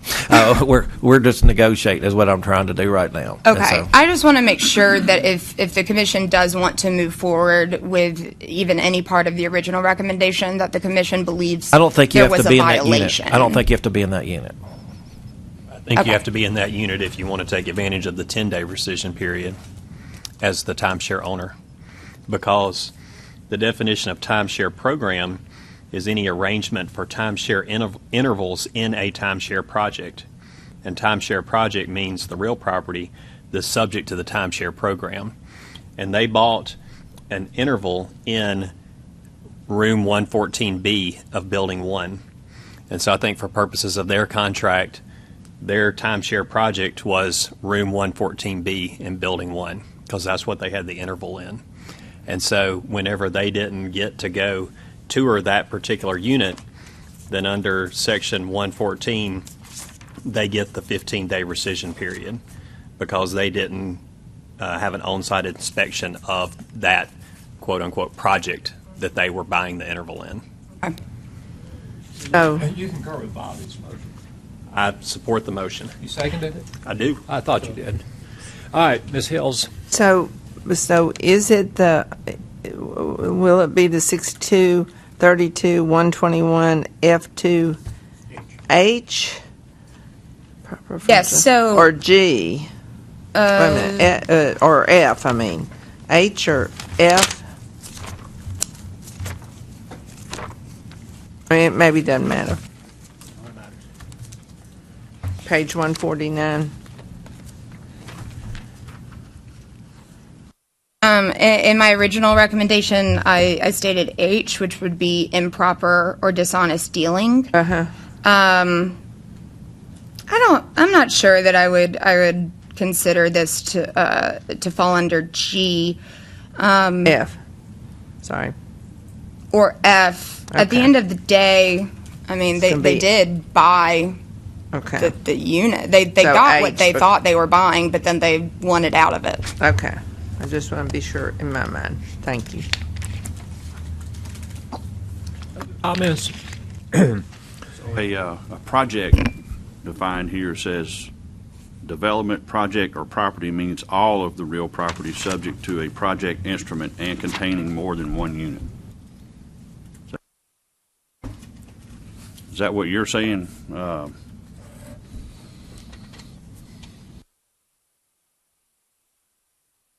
I was looking at 6632-102-6 on page 135. Development? Yeah, it keeps all of them. All of those definitions refer you back to development. Yeah, property or project. It is very broad. Yeah, all of the real property. I was looking at 114A, which is where you find the rescission right.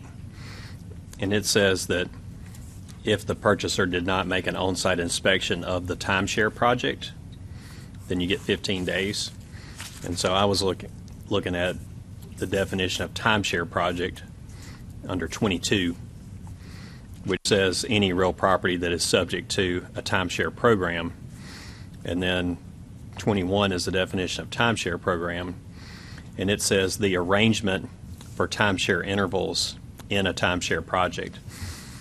So I was thinking that these people who were the complainants, their arrangement for the timeshare intervals was in 114B Building 1. And so in my mind, that was the timeshare project that they had bought an interval in.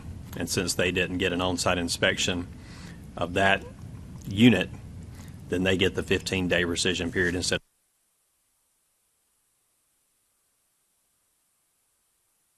Makes sense to me. I was about to ask you what you thought about that. All right, the motion on the floor. It's a little bit of how many angels can stand on the head of a pin. Well, I generally make the argument you can't see a time share project, period, because it's just air, right? I mean, isn't that what you're buying? I don't know how you see it to start with, but I don't want to open that door. All right, the motion on the floor is to revise council's recommendation. Instead of offering a $1,500 civil penalty, that amount be reduced to $1,000. The $500 reduction is based on the fact that a receipt signed was provided to council. Further discussion. Those in favor of that motion vote aye. Aye. Those opposed, no. That motion passes unanimously. Thank you, Kelsey. Thank you. Ms. Smith, you're up.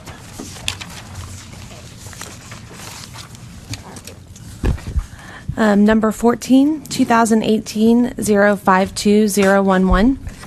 Complainant is a buyer and respondent is a licensee. Respondent allegedly developed the land for the new construction home complainant purchased and was in charge of hiring and overseeing the construction projects throughout the build. Complainant alleges respondent pursued a continued and flagrant course of misrepresentation by using a contractor whose license was allegedly expired for the new construction purchase transaction at issue. The purchase was made on 3/17/16, but the complaint was not filed until August 2nd, 2018.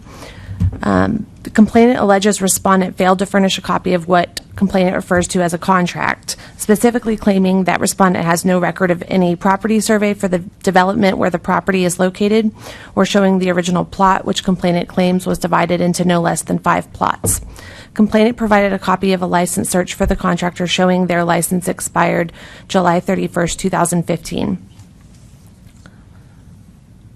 Respondent states that they originally hired the contractor to build a spec home during 2014 through 2015 and notes it was completed by the contractor while their license was active. Respondent explains that after they were notified that the contractor's license was expired, respondent gave the contractor a chance to provide proof of an active license because the contractor said it had to be incorrect information or the result of an error and they would get it straightened out immediately. When the contractor failed to do so, respondent fired them and hired another licensed contractor who then completed the build. Respondent did not build the lots, states the property was originally developed as 5 lots in the early 1900s, and provided a copy of the plat from 1892. In closing, respondent denies the allegations and states all documents were provided to complainant's agent. Council recommends assessing a $1,000 civil penalty for violation of TCA 62-13-4031 by failing to act with reasonable skill and care when hiring the contractor. I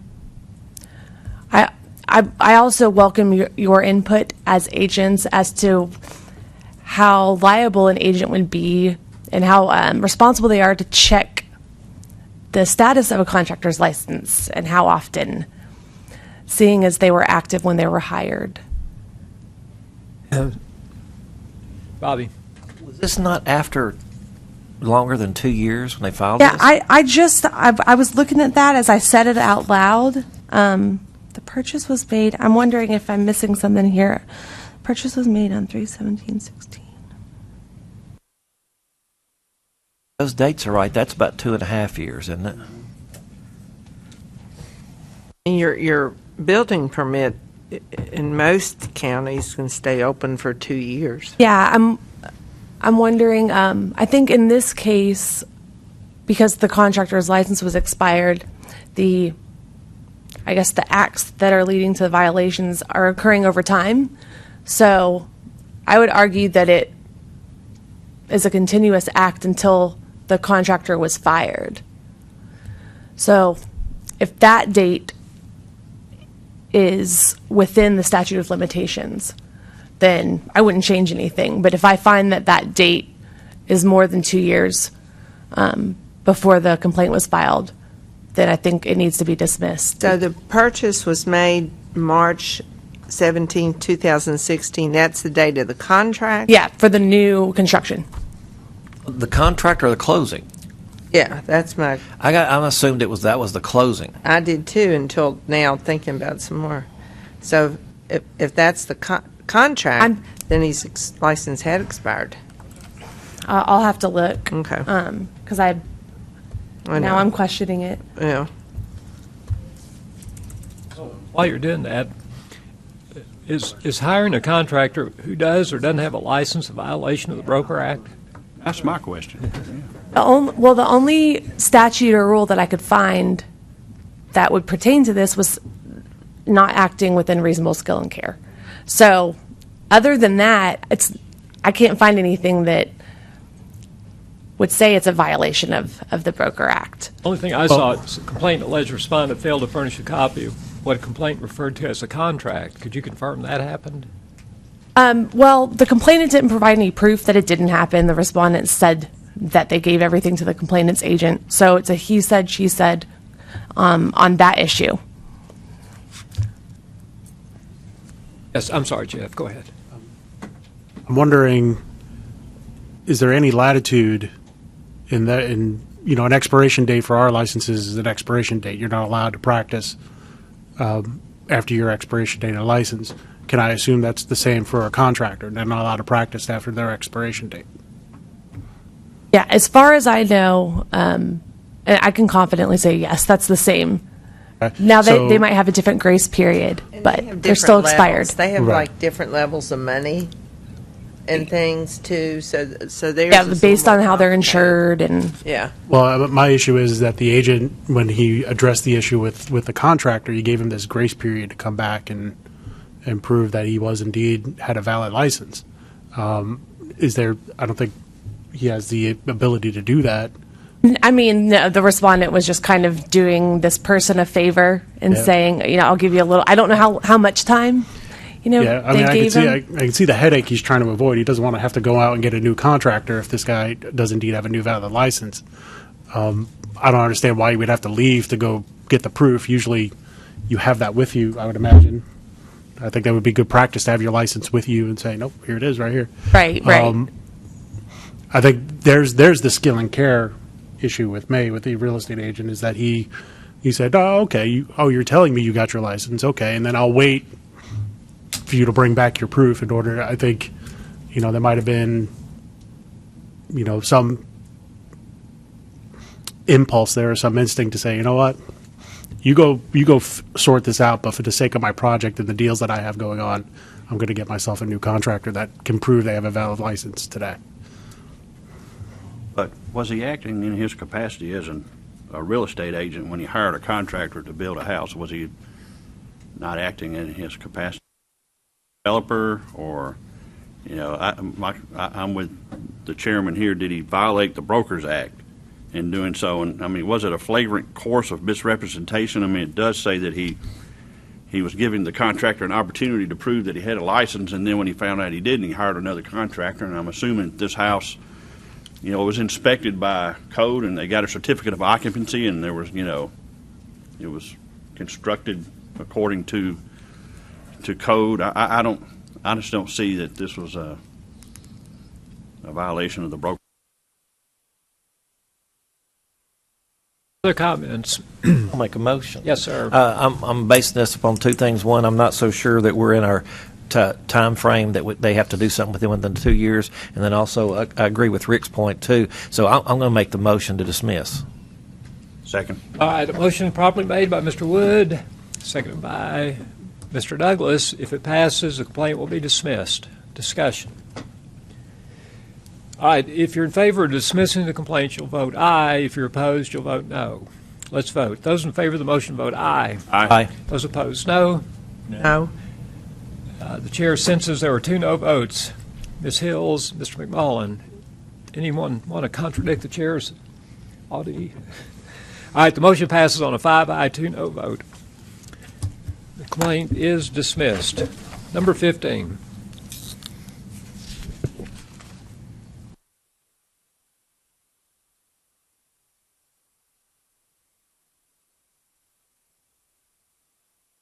Okay. So, I'm sorry. You voted to dismiss. Okay. Number 15. 2018-056701. would the commission like me to paraphrase this? Okay. Complainant is anonymous, and they basically mailed in a copy of a flyer, what I'm going to call a flyer, for the respondent's firm's annual picnic at a park, which was only sent to clients and basically inviting them and showing the firm's appreciation for the clients. That's why they're having this picnic. Would it be fair to call that more, rather than advertising, that's more of an invitation, isn't it? Like an Yes. invitation to a party? Yes, and I provided the kind of the rules for this.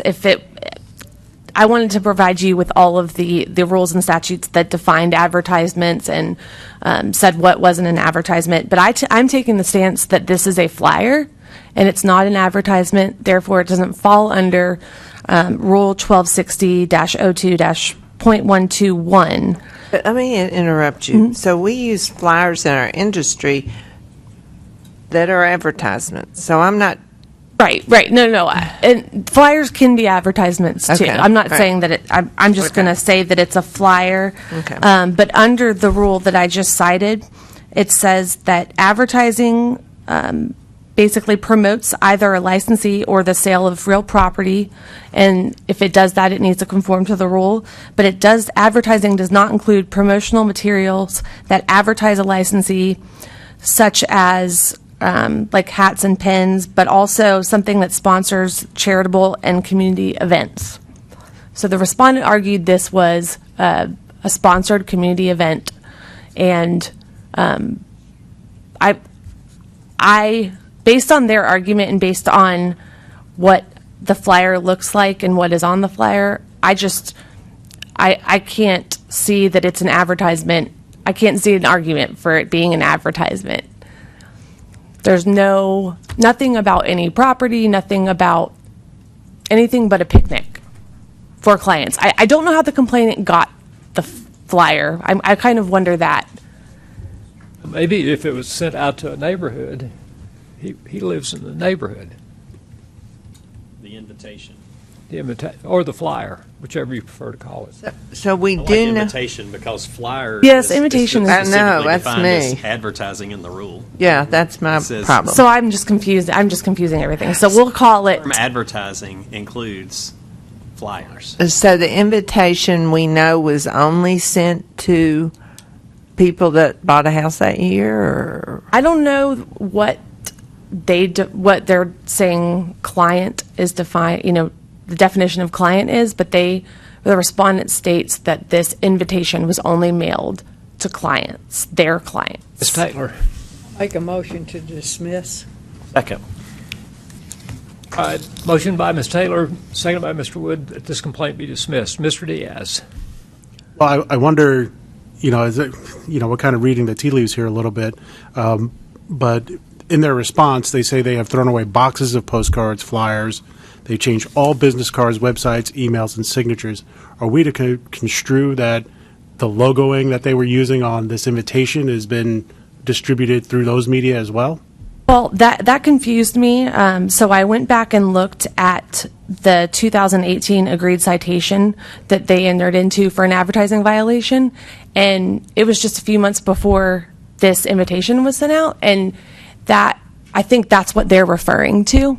They're assuming that we know what they're talking about since we just disciplined them. Okay. And that's why they threw all of that out, because they had an issue with the font on something else that was an advertisement. Okay, so the materials that they are talking to here was addressed in an earlier complaint. Yes. I think that was just their way of saying, I know the rules now. I've done all this. And Was there an individual licensee's name on this flyer? no, there was no agent's name. Should the complaint have been opened against the firm, or I'm not sure if this is the principal broker even. responsible for all advertising. This is not the principal broker, actually. Why would if his name's not on or her name's not on it, why was it opened up against that agent? I'm guessing because it was on the complaint, is who the complainant referred to, and there was nothing else for us to pull from. But I did email and communicate with the executive director about this, asking if we wanted to open one up against the principal broker if we found this was a violation. So we haven't finished that discussion yet. But I don't know why it was opened up against this one, because the respondent also said there was 3 other agents that sent this out too from that firm. But I don't know who they are. I think part of the reason is the RSVP on the invitation was for this individual. Oh, is it on there, Caitlin? It just says RSVP 2. Okay. Complainant didn't have any problem knowing who the firm was. Right. Which is one of the reasons why we have an advertising rule that requires that the font be the same size. Right. And Okay. the firm name, I believe, was on the envelope. Which is to me another reason to dismiss this. Yeah, that would be my recommendation. I'm just trying to figure out why it's against an individual if the firm is the one that sent the invitation out. That's. I think the RSVP. I can add in something. It appears as if the individual that's listed is the. So that's why we open it against the individual. Their name is on. Well, I mean, it like All right, the motion on the floor is to dismiss. Have we discussed it enough? Yeah, we did. Let's vote. Those in favor of the motion vote aye. Aye. Those opposed, no. That motion passes unanimously. Number 16. 16 is 2018-057601. Complainant is the seller and a retired licensed agent, and respondent is their agent. A listing agreement was entered into by both parties on July 6, 2018. Complainant received an email from respondent with updates on the status of the efforts to show the property and suggesting reducing the price on July 31, 2018. Additionally, complainant describes having a, quote, rental agreement and or a proposal with respondent, and respondent refers to this as a, quote, lease purchase agreement in their response. After this, complainant states they advised respondent that their the respondent's principal broker's license had expired on April 7, 2018, and suggested they back up a bit until the licensing issue was resolved, and requested the listing be removed as soon as possible to avoid any issues.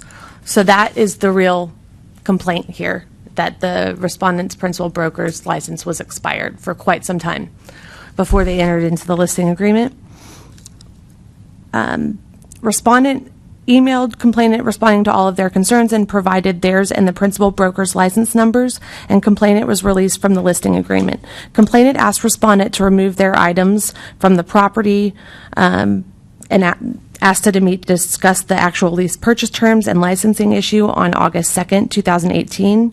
Respondent could not meet then due to an emergency, so complainant basically dropped their items off in a parking lot. I'm going to try to short-stop this. Yeah, there's that the complainant kind of goes all over the place. Well, the complaint was that the license had been it was expired. That is, And he was yes, the very practicing real valid. estate. Is that correct? Was his license Yes, expired? yes, And he was practicing real estate with an expired license. Yes.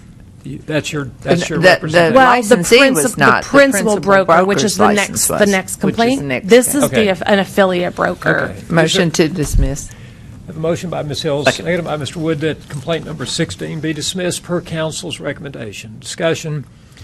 Those in favor of that motion vote aye. Aye. Those opposed, no. The motion passes unanimously. Number 17. 2018-058911. So the complainant is the same from the prior complaint we just talked about, and the respondent is the actual principal broker whose license is expired. I think we've got the picture. Let's go to your recommendation on this one.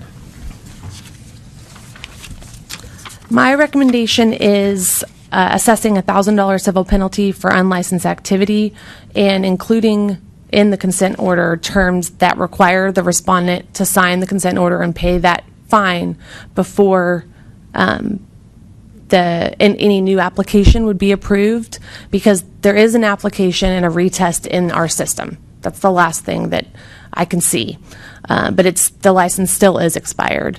And I also I'm not sure if the commission can do this, Caitlin might be able to help me on this, but you could possibly require the respondent to appear before you in an informal appearance before this application is granted, just considering the disciplinary history of this. So is this firm active without a broker? And do they have licensees? As far as I could tell, based on the affiliate broker we just talked about, I didn't look further. That affiliate broker was, no, I'm sorry, the firm got a new principal broker pretty soon after this principal broker expired, which makes me wonder how they can argue they did not know about it or that it's wrong. So the firm is still active with a different principal broker. Okay. So, back to Ms. Smith's question, can we, at any given point, ask a licensee to come in for an informal appearance? I don't know that that's a question for me as much as, depending on if they have discipline. You do see people for you that have out-of-state discipline, so. If you would like that to be a term in the consent order, we can do that. Yes. Hey, and my second question, I'm done. The consent order that was offered and agreed to back in whenever this was, 2016, that's all been satisfied. Is that correct? Yes, that has been satisfied, both of them. All right, the council's recommendation is a $1,000 civil penalty for unlicensed activity and require the applicant, if he or she chooses to come before us in an informal appearance to discuss the situation. Did Ms. Matlock have some question as to whether? She said we can put that in the consent agreement. Yes, a motion to approve that. Okay. Ms. Hills makes a motion to accept council's recommendation. Ms. Taylor seconds. Further discussion. I got out of order, didn't I? No, that's fine. I just saw her shaking her head over there. I mean, I like the idea of being able to ask people to come to talk to us to explain things in an informal setting. I think that's a pretty good idea. So I'm going to vote for the motion. Let's vote. Those in favor of the motion vote aye. Aye. Those opposed, no. The motion passes unanimously. Number 18. 2018-059611. Complainant is a prospective buyer and respondent is the listing agent. Complainant alleges respondent and another agent with the same firm at a different office have shared a real estate sign that has been left on a listing that was withdrawn as of December 2017. And the complainant saying the sign is still there. Complainant called respondent a few months before filing the complaint on August 20th, 2018 to inquire about the land complainant saw advertised on the sign. Complainant states respondent said the land was no longer available, but that they may be able to locate something else for complainant. Complainant took a picture of the sign and to show that it had been up for about 8 months past its withdrawal from the market. And complainant provides a 2-page, what is titled confidential agent handout, which lists the property for sale and listed by the respondent. Complainant provided an undated photograph of the sign as it stands on the property, but states that it was taken on August 20th, 2018. Respondent only states in their response, quote, sign has been removed, see attached photographs. That is the entirety of the respondent's response. And the respondent provides a photo of that same spot showing the sign's been removed. Respondent does not address anything else or make any more statements. Counsel recommends a civil penalty of $1,000 per violation for a violation of TCA 62-13-312B3 and for a violation of 62-13-312B4 for a total of a $2,000 civil penalty. Motion to accept council's recommendation. Second. Ms. Taylor makes a motion to accept council's recommendation. Mr. Diaz seconds. Now discussion. Fontaine, would you consider adding 4 hours of contracts class to that? Okay. Mr. Diaz, would you also think that was a good idea? I'll accept the amendment. All right, so I know where 3 votes are at this point. The motion, The motion is council's recommendation plus 4 hours of contract course with the standard conditions within 180 days and those kind of. All right, discussion. Let's vote. Those in favor of that motion vote aye. Aye. Those opposed, no. The motion passes. Who said no? Mr. McMullen said no. 6 aye, 1 no. Number 19. 2018-053-501. Complainant is the buyer and respondent was their agent beginning in 2017. Would the commission mind if I paraphrase this one? Here's what I'd like for you to go. The second paragraph, the first sentence. Read that into the record. Respondent admits that they forgot to give complainant a copy of the inspection report, but did give them details about the report. I'll go to your last paragraph. Thank you. Council recommends assessing a $1,000 civil penalty for failing to provide the inspection report to the complainant if the respondent is required to provide such a report to the buyer when they are the seller and the agent. I couldn't find any statute or rule that states you have to give somebody an inspection report. Obviously, that wouldn't be in there because usually the buyer keeps it for themselves or the seller. But since this person is the seller and the agent for the buyer, they're supposed to be looking out for the buyer's best interest. So I kind of had a hard time with this one. So this agent is the seller, yet he is an agent for the buyer. Is it unrepresented agent for the buyer? I may have stated that wrong. So basically the complainant as the buyer hired the respondent to find a place to live. They found a home they liked. It fell through. The respondent said, well, I'm selling my house. I'm flipping it. And the complainant said, okay, well, I'll buy it. And so there's all the disclosures are there. The confirmation. So what's the agency?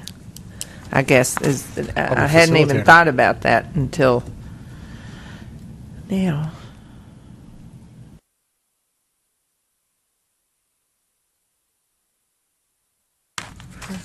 I find it hard to believe I could put someone else's interest in. I mean, yeah, it could be mine. It could be or be improper, fraudulent, or does. I want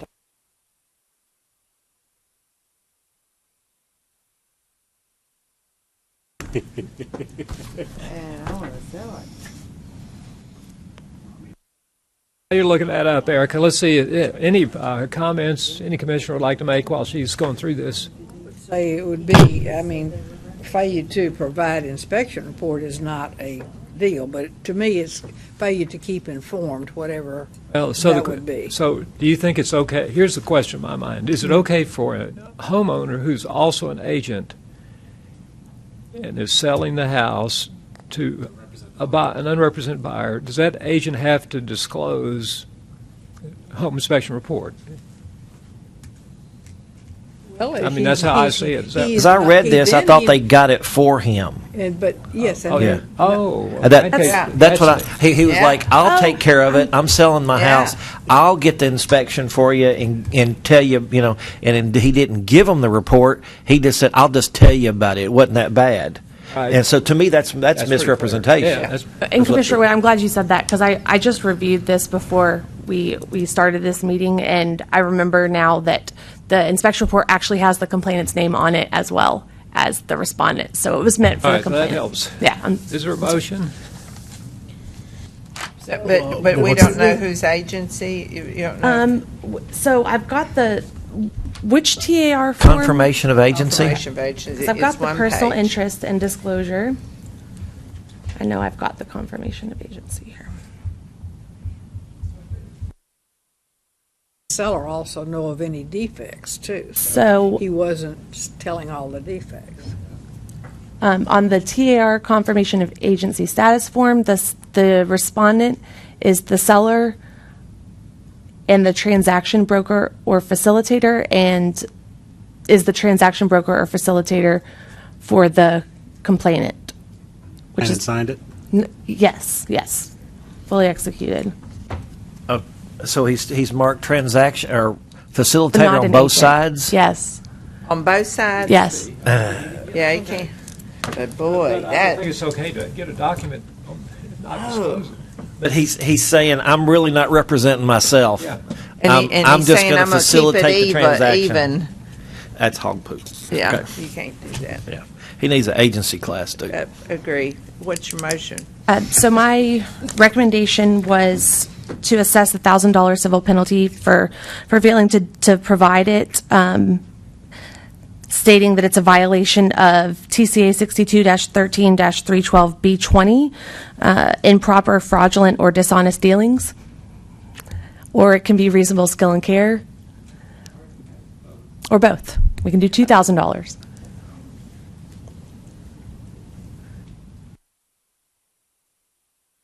On a motion, or you got it? No, go for it. I like your proposal, but with in addition to that is a 4-hour agency class. Second. So we've got a $2,000 civil penalty Yes. offer. Yes. Above and beyond. And one is for misrepresentation and one is for what? For improper, fraudulent, or dishonest dealings. Yeah. Okay, so you've heard the motion, $2,000 civil penalty plus 4 hours of agency with the standard disclaimers. Discussion on the motion.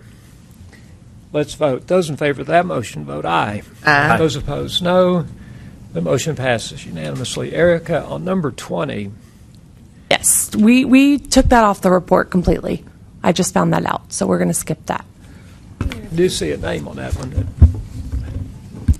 Number 21. Commissioner Grace, can you tell me who made the last motion, please? And who seconded? Bobby made the motion, Okay. Diane seconded. 21. 2018-061-831. 20 went along with this, and I'm just going to take a little bit from that summary and put it in here so you'll understand. Complainant is a licensed agent and respondent is an actively licensed principal broker. The complaint is basically centered around an email that was sent from an unknown person, an unknown named person that the complainant assumed was working for respondent and sending out advertisements for the firm. But it turns out that that person was in another country and was just a third party hire who sends out these emails. So the email basically, well, the complainant gave me a copy of the email and the respondent gave me a copy of the email, and they look totally different. So the complainant says the respondent messed with it and sent me a doctored version, but the complainant's version is an email directly to the complainant, no CC, and it's basically saying, do we take that out?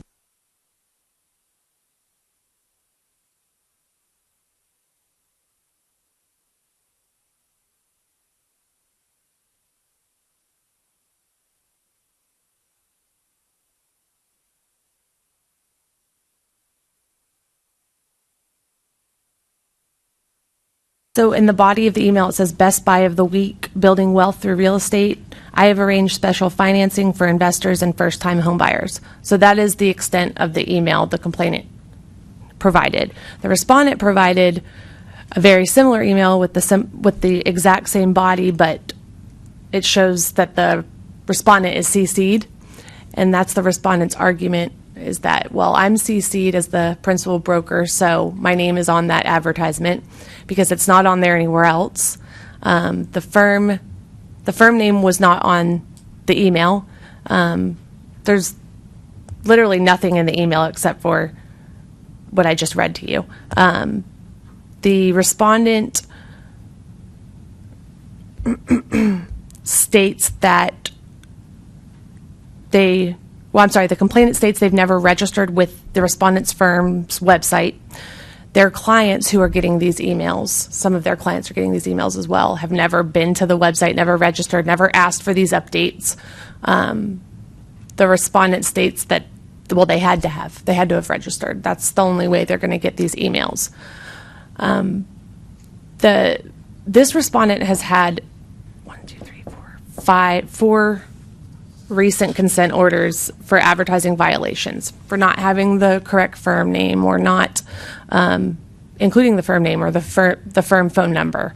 or for using their first name only. There's so many different advertising violations that the respondent has admitted to by signing consent order going back to 2014, 2 in 2017. So I just thought we could kind of open up a discussion about what if the commission wants to treat this a little bit differently considering the disciplinary history.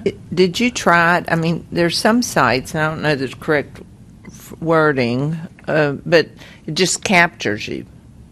I mean, it captures your information, captures your email once you've gone to their site to look at something, and it captures you, and then and respond. Sends you stuff from there on that you haven't registered. Have you seen those? But it sounds like this is somebody that the broker has hired to do emails for them. Is that what we're? Well, they hired somebody in the Philippines to send these emails out, and apparently they didn't give proper instruction, or this assistant was not doing it correctly. One or the other. I mean, I would be surprised if this assistant even spoke English. Honestly, I think that. We had something from the Philippines before like this. I don't know. You can get a virtual assistant all right, over the world. That's the terminology the respondent uses, that this was from a virtual assistant. But whether it is or isn't, it's still not complying to the advertising guidelines based on what the complainant sent me. Now, how I can prove that what the complainant sent me is the actual advertisement versus what the respondent sent me, I'm not really sure how I can prove that. Well, I mean, I guess it would depend on how the technology handles that email when it lands, because some email providers, if they get an email from the Philippines and when you send out a large number of messages that are the same, some systems interpret that as spam and they start removing stuff from the body of the text of the email. So how it was sent out may not necessarily be how it arrives at the recipient's mailbox. Okay. So I still think the agent is responsible for the content of the advertisement, and if they don't have their firm name, they don't comply with the advertising rules, regardless if it's a virtual assistant or not, they're still responsible. And so I just think that there might not have been any attempt to, I don't know, I guess hide their culpability by sending you, well, this is what we sent out, and they kind of changed the email message. That might be. And maybe they did it, and maybe some of it disappeared. When the message was constructed, that's what it looked like, but that's not how it arrived at the recipient. Now, in terms of whether people registered or not, that might not be in our jurisdiction, because I think that's a federal law, the CAN Spam Act, where you have to comply with, people have to register or subscribe to receive your email messages in order to send solicitations to them en masse. So this might be a technology email server issue that we're dealing with, because the email is originating from outside the United States. It is coming in as a mass mailing, and those email servers, they have all kinds of safeguards and triggers that protect their systems from being attacked by denial of service messages and things like that. So there's a whole lot of things that might have happened from when this virtual assistant in the Philippines clicked send and it landed in the mailboxes of the recipients. Or considering all or that. This licensee can be just a flagrant abuser of the advertising. I agree with that. Regulations we have. I mean, I definitely feel that we have proof of that. And even if all of that is true, I feel like this respondent should know better to use those kinds of emails if that can happen. And I think they know exactly. I think they know that can happen. They do have a history, right? Oh, yes. If you'll just go to page 20 of your. Yeah. Is there a appropriate class for this person to take? Only class that I really know that they talk a lot about advertising and how it pertains to us is the core class. It's part of the core class. Oh, That's a requirement. Is there some other class then that we could? Not that I know of. I mean, there are options available to us, like suspension of a license at some point. I don't know how many in a row we have to have before. We can downgrade from a principal to an affiliate. And I thought about that. I know that's really severe, but I mean. Clearly this licensee hasn't gotten the message yet. And I feel like there's probably a lot of things that we don't even know about. Just looking at the history and the complaints that came in that led to these consent orders and agreed citations, it's all the same kind of stuff that this respondent's doing. I'll make the motion to downgrade the license. And that's to downgrade, it immediately goes to Have to agree. Realtor Associate. And to get it back, is there a time period to get it back? We can set, I'm pretty sure we can set the time period if you want to say they're downgraded for 6 months or they're downgraded indefinitely and they have to start all over. So that's up to the commission as well. Wait it for a year. So you'd like to take him from broker status to affiliate broker status for a period of 1 year? And if I could add, if they would, in order for them to get their broker license back, would they have to go through the education process again? Don't they have to do that anyway? Do you Upgrade know their offhand if we were to downgrade a principal broker for 1 year to affiliate broker, what would they have to do to get back to that principal broker status or that license back? If you downgraded them to an affiliate, or you just remove the principal broker status? If we downgrade them to an affiliate for 1 year. We haven't had that situation per se, but if you're going from an affiliate to a broker, you have to retake the exam, but that typically applies to people that are expired over a year. They have to retake the exam. They have to take the office broker management if they're a new licensee. This person would have taken that. What about this, We what have. we're thinking? Instead of downgrading their license, because, I mean, I think the thing is they'll go, I'll just pay this and keep going. I'm almost like maybe doing another civil penalty, but they have to come see us within a certain time period, all right? And we basically, at that point, put them on notice one more time. And this is what we've already talked about doing with you. Can we do something like that? For whatever reason, we're not getting their attention.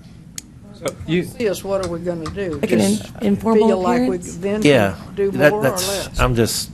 So let's just talk this through. So let's say Fontaine's motion passes. Then legal goes to this licensee and says, sign this if you agree with it, and if you don't, you've got the option to have a formal hearing. Actually laid out in front of us. So I think we have an informal hearing. You guys would be kind of hesitant to show what you've got on this guy. I would think, because yes, at that point, yeah, yes. So I'd prefer to give him something that he can object to, which would cause a formal hearing where evidence could be presented. That's just I'm just talking out loud. I don't know if it's right conversation. So in the essence of giving him something, would it be the downgrade? Is that Well, what you- I'm not sure what the right answer is, but if that motion passed, I think it would get his attention or her attention. I think you're right. I think you're right. Yeah, because I think he's going to sign any settlement that we put in front. They will sign any settlement that we put in front of them, and there'll never be a formal hearing. Let me ask you this. You said in other cases, if they didn't have a broker's license for a year, then over a year, they had to retake the thing. If we did it for 1 year and 1 day, would that cause the same thing? We don't necessarily have this situation because in the situation I described, the person let their license expire.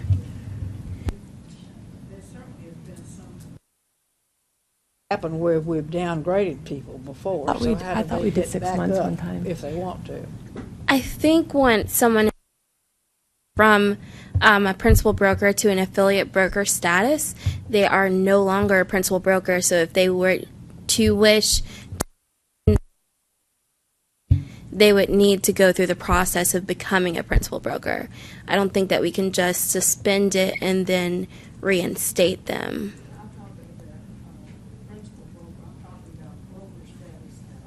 So- Just broker instead of Broker to affiliate broker. Yeah, to Okay. broker associate, or realtor associate, whatever. Oh. That would really make them start over again. That's what I want to A do. retest reapply has to retake the exam. I said a retest reapply has to retake the exam, but they would already have the 30 hours of office broker management that they would need. Whereas somebody that has never been a broker and has just been an affiliate has to take. They have to be licensed for at least 3 years, have to have the office broker management, and then have to upgrade. Do the two. Have to retake the 30-hour course to get their license. So you want to downgrade Downgrade to an affiliate broker status. Uh-huh. And prior to being allowed to go back to a broker status, Have to retake the 30-hour course. the That thir- ought to get their attention. retake the 30-hour brokers. Well, they already have that. I guess, so just one thing that I didn't know if was clarified, assuming that, what Mr. Diaz says was correct, that if it's spam, they remove part of the email since they're so different. Looking at the email that the respondent sent, how many violations did you find on that? Top of my head, there was definitely the font size was an issue. I'm pretty sure that the firm name was there on the respondent's copy. The firm number was there, but I don't think it's the correct firm number, so maybe 2. And the broker's name was not. Yes, so that's 3. Yeah, because the showing up in the CC column does not satisfy that requirement in the advertisement. Right, absolutely. So that's 3. You mean the individual, so the Respondent claims that they're CC'd on all of these messages. So, and that since their name appears in the CC field, that satisfies the requirement of having the agent's name in the advertisement. And I was just told that does not satisfy the requirements of having the agent's name. Well, if you have already 4 violations that you've been found in same cause, you would make sure that your stuff was right. In fact, Ms. Taylor has made a motion, not been seconded, but if it were to pass, would downgrade this licensee from a broker status to affiliate broker status for 1 year. Up on what that means to get it out of affiliate back to broker, but for purposes of discussion, let's just stick with that for a second. Is there a second to Ms. Taylor's? I'll second it. Okay, so now that motion is properly on the floor. Well, I wonder, since there's a clock ticking, if a broker's license was to expire for 1 year, they would have to retake. I wonder if maybe we can make it a 13-month downgrade and trigger all that re-education, retest aspects. Because I kind of want this agent to go through a crucible to get their broker license back. And I think we have the mechanisms in place with the retesting and administrative fees to kind of make it a little more painful than just a civil penalty and a fine, and you're back to being a broker. That's my stance. So the question is there a difference between 12-month suspend or downgrade and a 13-month downgrade? I don't think so. I think you could put maybe a term in the consent order should the individual want to become a principal broker again, then they would need to do this, because we don't necessarily know if they're downgraded that they would become a principal broker again. So I think that's language that we could work on, but we want the term limit. So you want a 13-month downgrade to affiliate Just for broker. discussion. Right now, 12 months is on the table. 12 months? on the Okay. Well, we're not saying that should he or she, whoever it is, ever want to be a broker. They have to get a broker first before they get the principal broker. So, they may never want to become a principal broker again. They may just want to be a broker. I don't.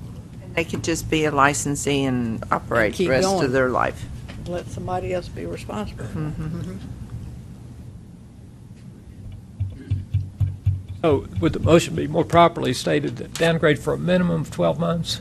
I mean, if they want to keep it forever, that's okay. Oh, no, that's right. I don't want the motion to make it look like it automatically goes back to broker status at the end of 12 months. Oh, I see what you're talking about. Well, we just downgrade them to a, At a limit. and they can, then if they want to get it again, You should have a minimum. minimum limit. for a minimum of a year. Okay. Says, I'm going to take that as your motion right now. That's my motion. I agree to that. That's Okay, further discussion on the motion. Now, remember, this will be presented to this licensee, and that person can say, I agree to it, or I don't agree to it, at which point we could go to a formal hearing. All right, further discussion. You've heard the motion, let's vote. If you're in favor of that motion, vote aye. Aye. If you're opposed, vote no. No. Motion passes on a 6-aye, 1 no vote. Mr. McMullen votes no. All right, number 22. This is a represent. It's 2018-046171. And this was originally presented in December. This is another one that the legal file did not include the respondent's response. So we issued a consent order and a civil penalty for failing to respond. So it was brought to council's attention that the response was submitted timely. Council's reviewed it, and council also wants to add that respondent is 82 years old and took this very, very seriously, was very concerned about it, providing 60 pages of documentation to support their statements and their response, gave a chronological detail of what transpired, and basically, the respondent acquired interest in this property once their spouse passed away, so it was left to them, and they sold it to not the complainant. They sold it to a different buyer, and then the complainant wanted to hold on, let me make sure I'm saying this right. That's good. That's Okay. good. That's good enough. So Is there a motion? Yes, my recommendation. My recommendation is that we void the consent order, and my recommendation is to dismiss it after reviewing everything. I'd like to move that we accept council's Thank you, recommendation. Mr. Douglas. A motion made by Mr. Douglas and seconded by Mr. Diaz would, if passed, dismiss this complaint. Let's vote. Those in favor of the motion vote aye. Aye. Those opposed, no. That motion passes unanimously. Yes, Ms. Taylor. This seems to be about the third time this month that people have responded and we didn't know they responded. Can you explain that to me? Well, I know that's happened for as long as I've been on this board, and we decided that council would always look in the file before they assumed that it was correct, look in our database. So we're taking extra steps on our end to do everything we can to see if the response is there. Outside of, most of the time, actually, council emails respondent about this, and I think the respondent just didn't have an email in this case, and the phone number was not working, because I tried to contact this respondent. So I don't know what else we can do on our end. Now, as far as the complaint division who gets the response, there might be some things they can do, or we can do as a team, but I'm not sure how to prevent it. I don't know if Caitlin has any input on that. I There's anything am we going can to do. talk to centralized complaints. I mean, I think we could also, while you reach out to the person, we could reach out to centralized one more time and say, will you please double check again? I haven't looked at this file specifically to see when it got added or when it was submitted, but, before we issue that, we could, before we even call the respondent, we could double check with the. Whenever there's a missing response, we just always check with centralized just first, just to make sure. I'm just throwing that out there. I don't know that. There's not that's a ton of the- them. I mean. Yeah. We got it. It's just there's a lot of time that seems spent on responses after the consent agreement is offered and files that were answered correctly but never delivered to the right place. Yes, we will work on trying to prevent this from happening and wasting your time. Meantime, we appreciate your work. Thank you. Good job. Mr. Mickens, we've been waiting all day for this. The last case of the day. Is there an addendum? Not quite. Not quite. Oh, my God. I hate to be the bearer of bad news, but there's two after this, there's only 2 cases left. They're very short. Well, mostly. Here's one more problem we've got. Do people add cases and not tell them? Well, we try to clear the decks as much as we can every meeting. Once we have a captive audience, that's what happens. It hasn't had lunch. That's right. That's right. So I will try to be as brief as possible. So number 23 is 2018-045871. In this case, the complainant was a tenant at a property specifically set aside for certain low-income individuals, which was purchased and managed by respondent's firm. Respondent is the principal broker of a firm that describes itself as specializing in the management, among other things, of multifamily residential and commercial properties. Hey, Denard, I sense you could summarize this quicker than you could read it. Well, I can. This basically at issue was that the complainant in this case was living in a low-income housing property. He or she has alleged in this complaint that the management of that property was violating several laws, including several federal laws. The complainant has been very active. They update the file a lot. They copy a lot of folks on a lot of emails. And so basically, to sum up, that person was their tenancy at the low-income housing property was not renewed. They have said that eviction or that non-renewal violated several federal laws.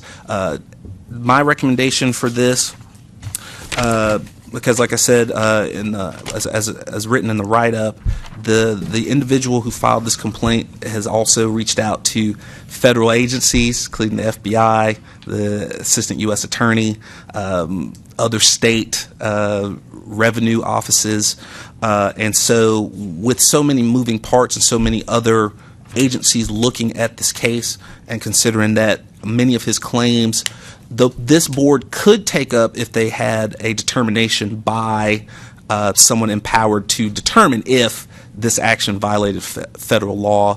My recommendation was to close and flag and then see if something else pops up, and then they could refile and we can use their determination at that time. Rather close and flag than dismiss it?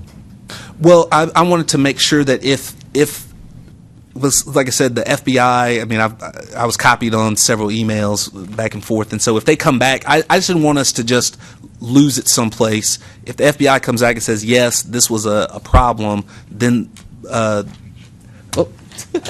you know. It's because it looked like the complainant had already been to General Sessions and lost. Right. For General Sessions, yes, that's 100% true. They went to General Sessions on the eviction part, and they did lose. However, the Real Estate Act does allow this board to take up violations of federal law. So if, for instance, the respondent were to be convicted of something, we could bring it back and say, 312 allows us to look at that. I move to accept council's recommendation then.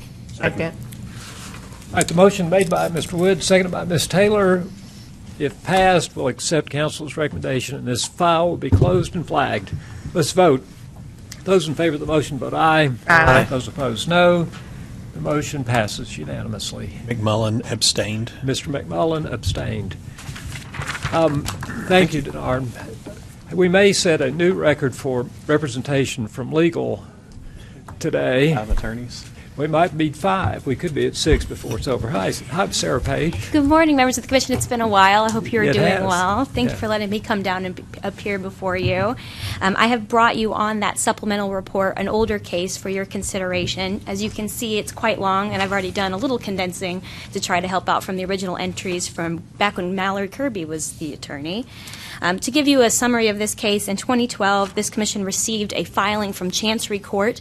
The filing at that level level was a separate complaint entered by court receivers that had assisted in a dispute between business owners. So we had a multitude of LLCs that all engaged in different property acquisitions and investments that were unwinding and had a number of disputes between different partnerships in that. So different owners had different disputes against other owners. When those receivers stepped in, those receivers noted issues in the paperwork and the journaling and the accounting, and during that decided to file a complaint in Chancery Court related to some of those findings by the receivers. The copy of that complaint was sent to our office. We believe by the receivers. They claim now that they did not send it to us. However, we believe that's where it came from. Ultimately, this matter was set into litigation monitoring while we waited for those Chancery cases to process. In 2014, the Chancery Court dismissed those cases with prejudice, and I found out recently that the plaintiffs in the case that filed against our respondents in this case, which, just to clarify, is a firm that was not named in those actions, but also a principal broker that was named as a defendant. And that principal broker was the managing. He would describe himself as a managing partner at that firm, but the ownership of the firm was transferred. And he is, during the process, you'll see there's allegations from 2007 all the way to 2013 in this case. He was the owner and then ultimately wasn't of that firm. That case was dismissed with prejudice, and but despite that, we brought this forward to you at that time in 2015 in order to look through some of the things we found going through all of the discovery. We were fortunate that all the parties cooperated with us and produced a lot of discovery for us, so it's quite extensive, to be honest. When we originally went through it, we used an in-house auditor to help us to look through the documentation and see if we can identify anything we believed tied to the broker license or to the firm that was named in the allegations for our complaint. We were able to identify 3 possible areas of concern. The first was involving a loan transfer in 2007 that went from one of the LLCs that was owned in part by our respondent broker to another LLC that responder was the majority shareholder of, and that loan money was then transferred to himself but via a check. And there was concern there on why that happened. Is it self-dealing related to the ownership interests? And so that was a point of consideration. The second related to one of our plaintiff LLCs using the agents from the respondent firm as selling property that they had they sold a property for $875,000 in April of 2007 to another LLC, but they had recently had an appraisal that estimated the property value at $4 million. So there was another concern there of why was that happening? Is there self-dealing involved? And then the third allegation was related to an operating agreement. Some of these LLCs had entered into operating agreements that restricted how much each entity could make on commission during the sale. When they utilized agents from the respondent firm, not a party to the operating agreement, there were some of commissions that were issued that were above the 1%. So based on that, which was our understanding going through reams of information, we moved forward on the recommendations of the board here, which is as to the respondent, the first respondent in this case, which was the broker himself. There was a 1-year license suspension, as well as you can see a multitude of allegations, totaling a $15,000 civil penalty, 1 year of suspension, and plus attendance at a regular meeting back when we used to do that. And then as to the respondent two, it was to be dismissed. That was a different respondent that was no longer involved. So on to the firm. The firm, this commission approved a consent order for 2 years of license suspension, downgrade. I think I have these flipped around. I apologize. In the original entry, respondent 1 is the firm, and respondent 2 is the broker.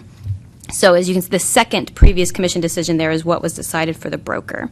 So that in sum, $15,000 civil penalty for everyone, a year suspension for the firm, and then a downgrade and a 2-year suspension for the broker. An intensive process. But since that has been filed, the parties have resolved this matter outside of the court settlement with a confidential settlement agreement.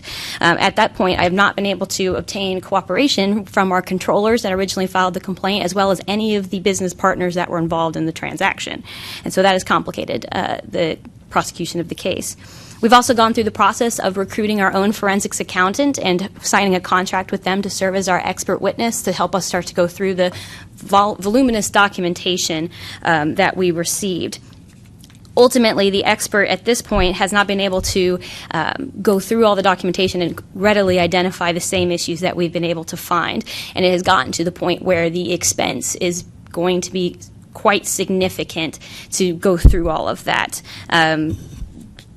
Quite significant. If I had to ballpark in order to have them help me go through the rest of this documentation, we'd be looking at a $20,000 to $25,000 bill just to go through the documents to determine whether these violations even exist at this point.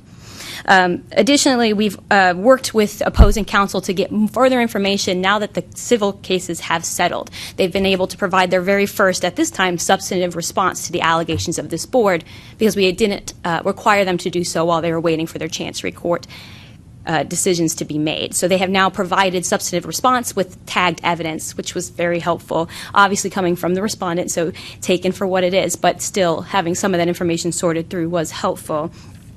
When looking at our three major allegations, the first being the loan, there's a question about the statute of limitations, but I think we can overcome it, to be honest. But the bigger issue is that there does seem to have been a debt owed between these LLCs due to a sale of a partnership arrangement. So they do have documentation showing that money was owed between these LLCs for a loan as well as for the sale of property, which would justify the loan transfer.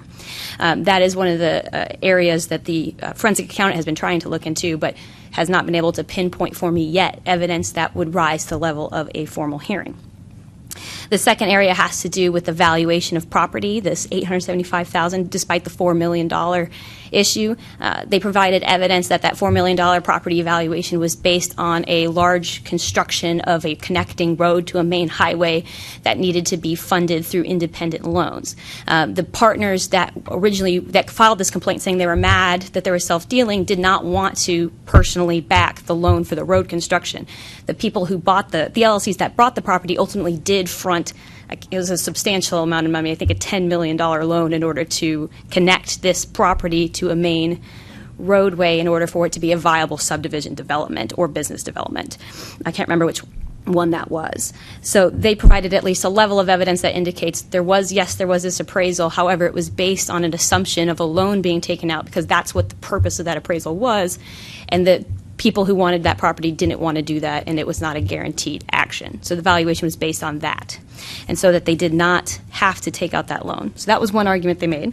And then the final thing, there is actual evidence presented in minutes of the board meeting where they did approve commissions to go over the 1% in the operating agreement, as well as the Chancery Court ultimately ended up approving multiple sales during this unwinding that exceeded the 1% limitation in those operating agreements, with the argument being that the real estate agents helping these businesses do these transactions weren't subject to the operating agreement, and the board members had voted to approve higher commissions. And there's records actually of that occurring. So I know this is a lot of information, but the sum of what I am here to ask for is for this matter to be closed and flagged. And the reason for that is not only have we run into a problem with extensive and cumbersome evidence that's starting to rise to a very high bill for this commission, we're also dealing with an action in which there are no consumers harmed. These settlements have been entered, they are dismissed with prejudice, and in fact the plaintiffs sued their own attorneys for malpractice. Now, I don't think you should read too much into that because it happens all the time. When people don't get what they want, and we don't know, I don't believe that ended up coming out for anything. It's very hard to sue a lawyer and win for malpractice on a case like that. But at this point, this is, in my view, this is a dealing between private business entities that's only tentatively related to the broker license, and the amount of resources that it would require to continue to pursue this exceeds the value.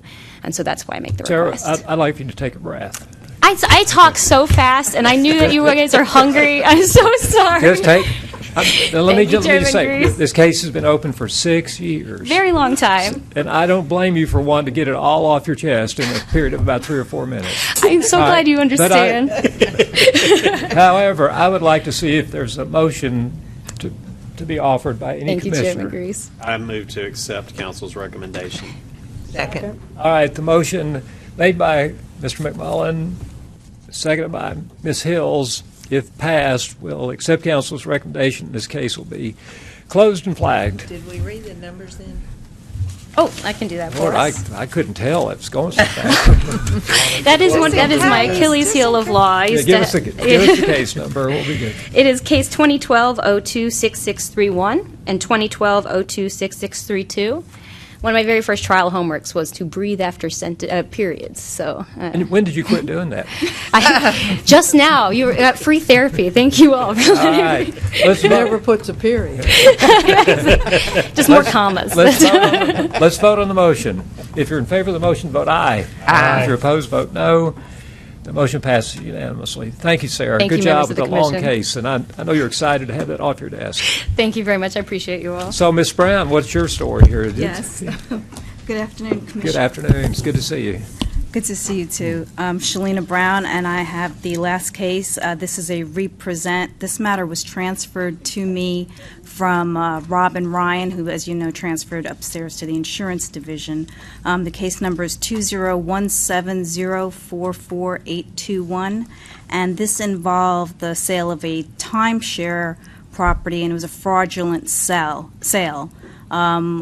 At the time that this was presented, we knew that we would have difficulty locating this respondent. And it turns out after over a year that, yes, we cannot find this respondent. There was the theft of a company name, a legitimate real estate entity in Tennessee. That entity is no longer in business, although they were not involved in any way. But I am requesting that you close and flag this matter because we are unable to find this respondent. Commissioners, Mr. Diaz makes a motion to accept your recommendation. Ms. Hill seconds that motion. Is there discussion? I sense there is not. Let's vote on the motion. Those in favor say aye. Aye. Those opposed, no. The motion passes unanimously. Hey, Sarah, did you notice any difference in the presentation between yours and Shalina's? Thank you, Commissioner. It's great to see both you ladies. Stop by more often. We appreciate it. All right, legal, is there anything else to come before us? I did. No. Well, wait just a second. There is. I sent you an email about a question the commission asked for legal to opine on, and I'm told that you guys will have that for us in February. Is that it? Okay. Anything else? Caitlin, anything else you'd like to report? Quickly, and I'll let. There is a formal hearing scheduled for February. Obviously, there's always the chance that could be continued. So right now, there is something scheduled for the second day, but I will let you know as soon as possible if there's any changes. A couple more quick items.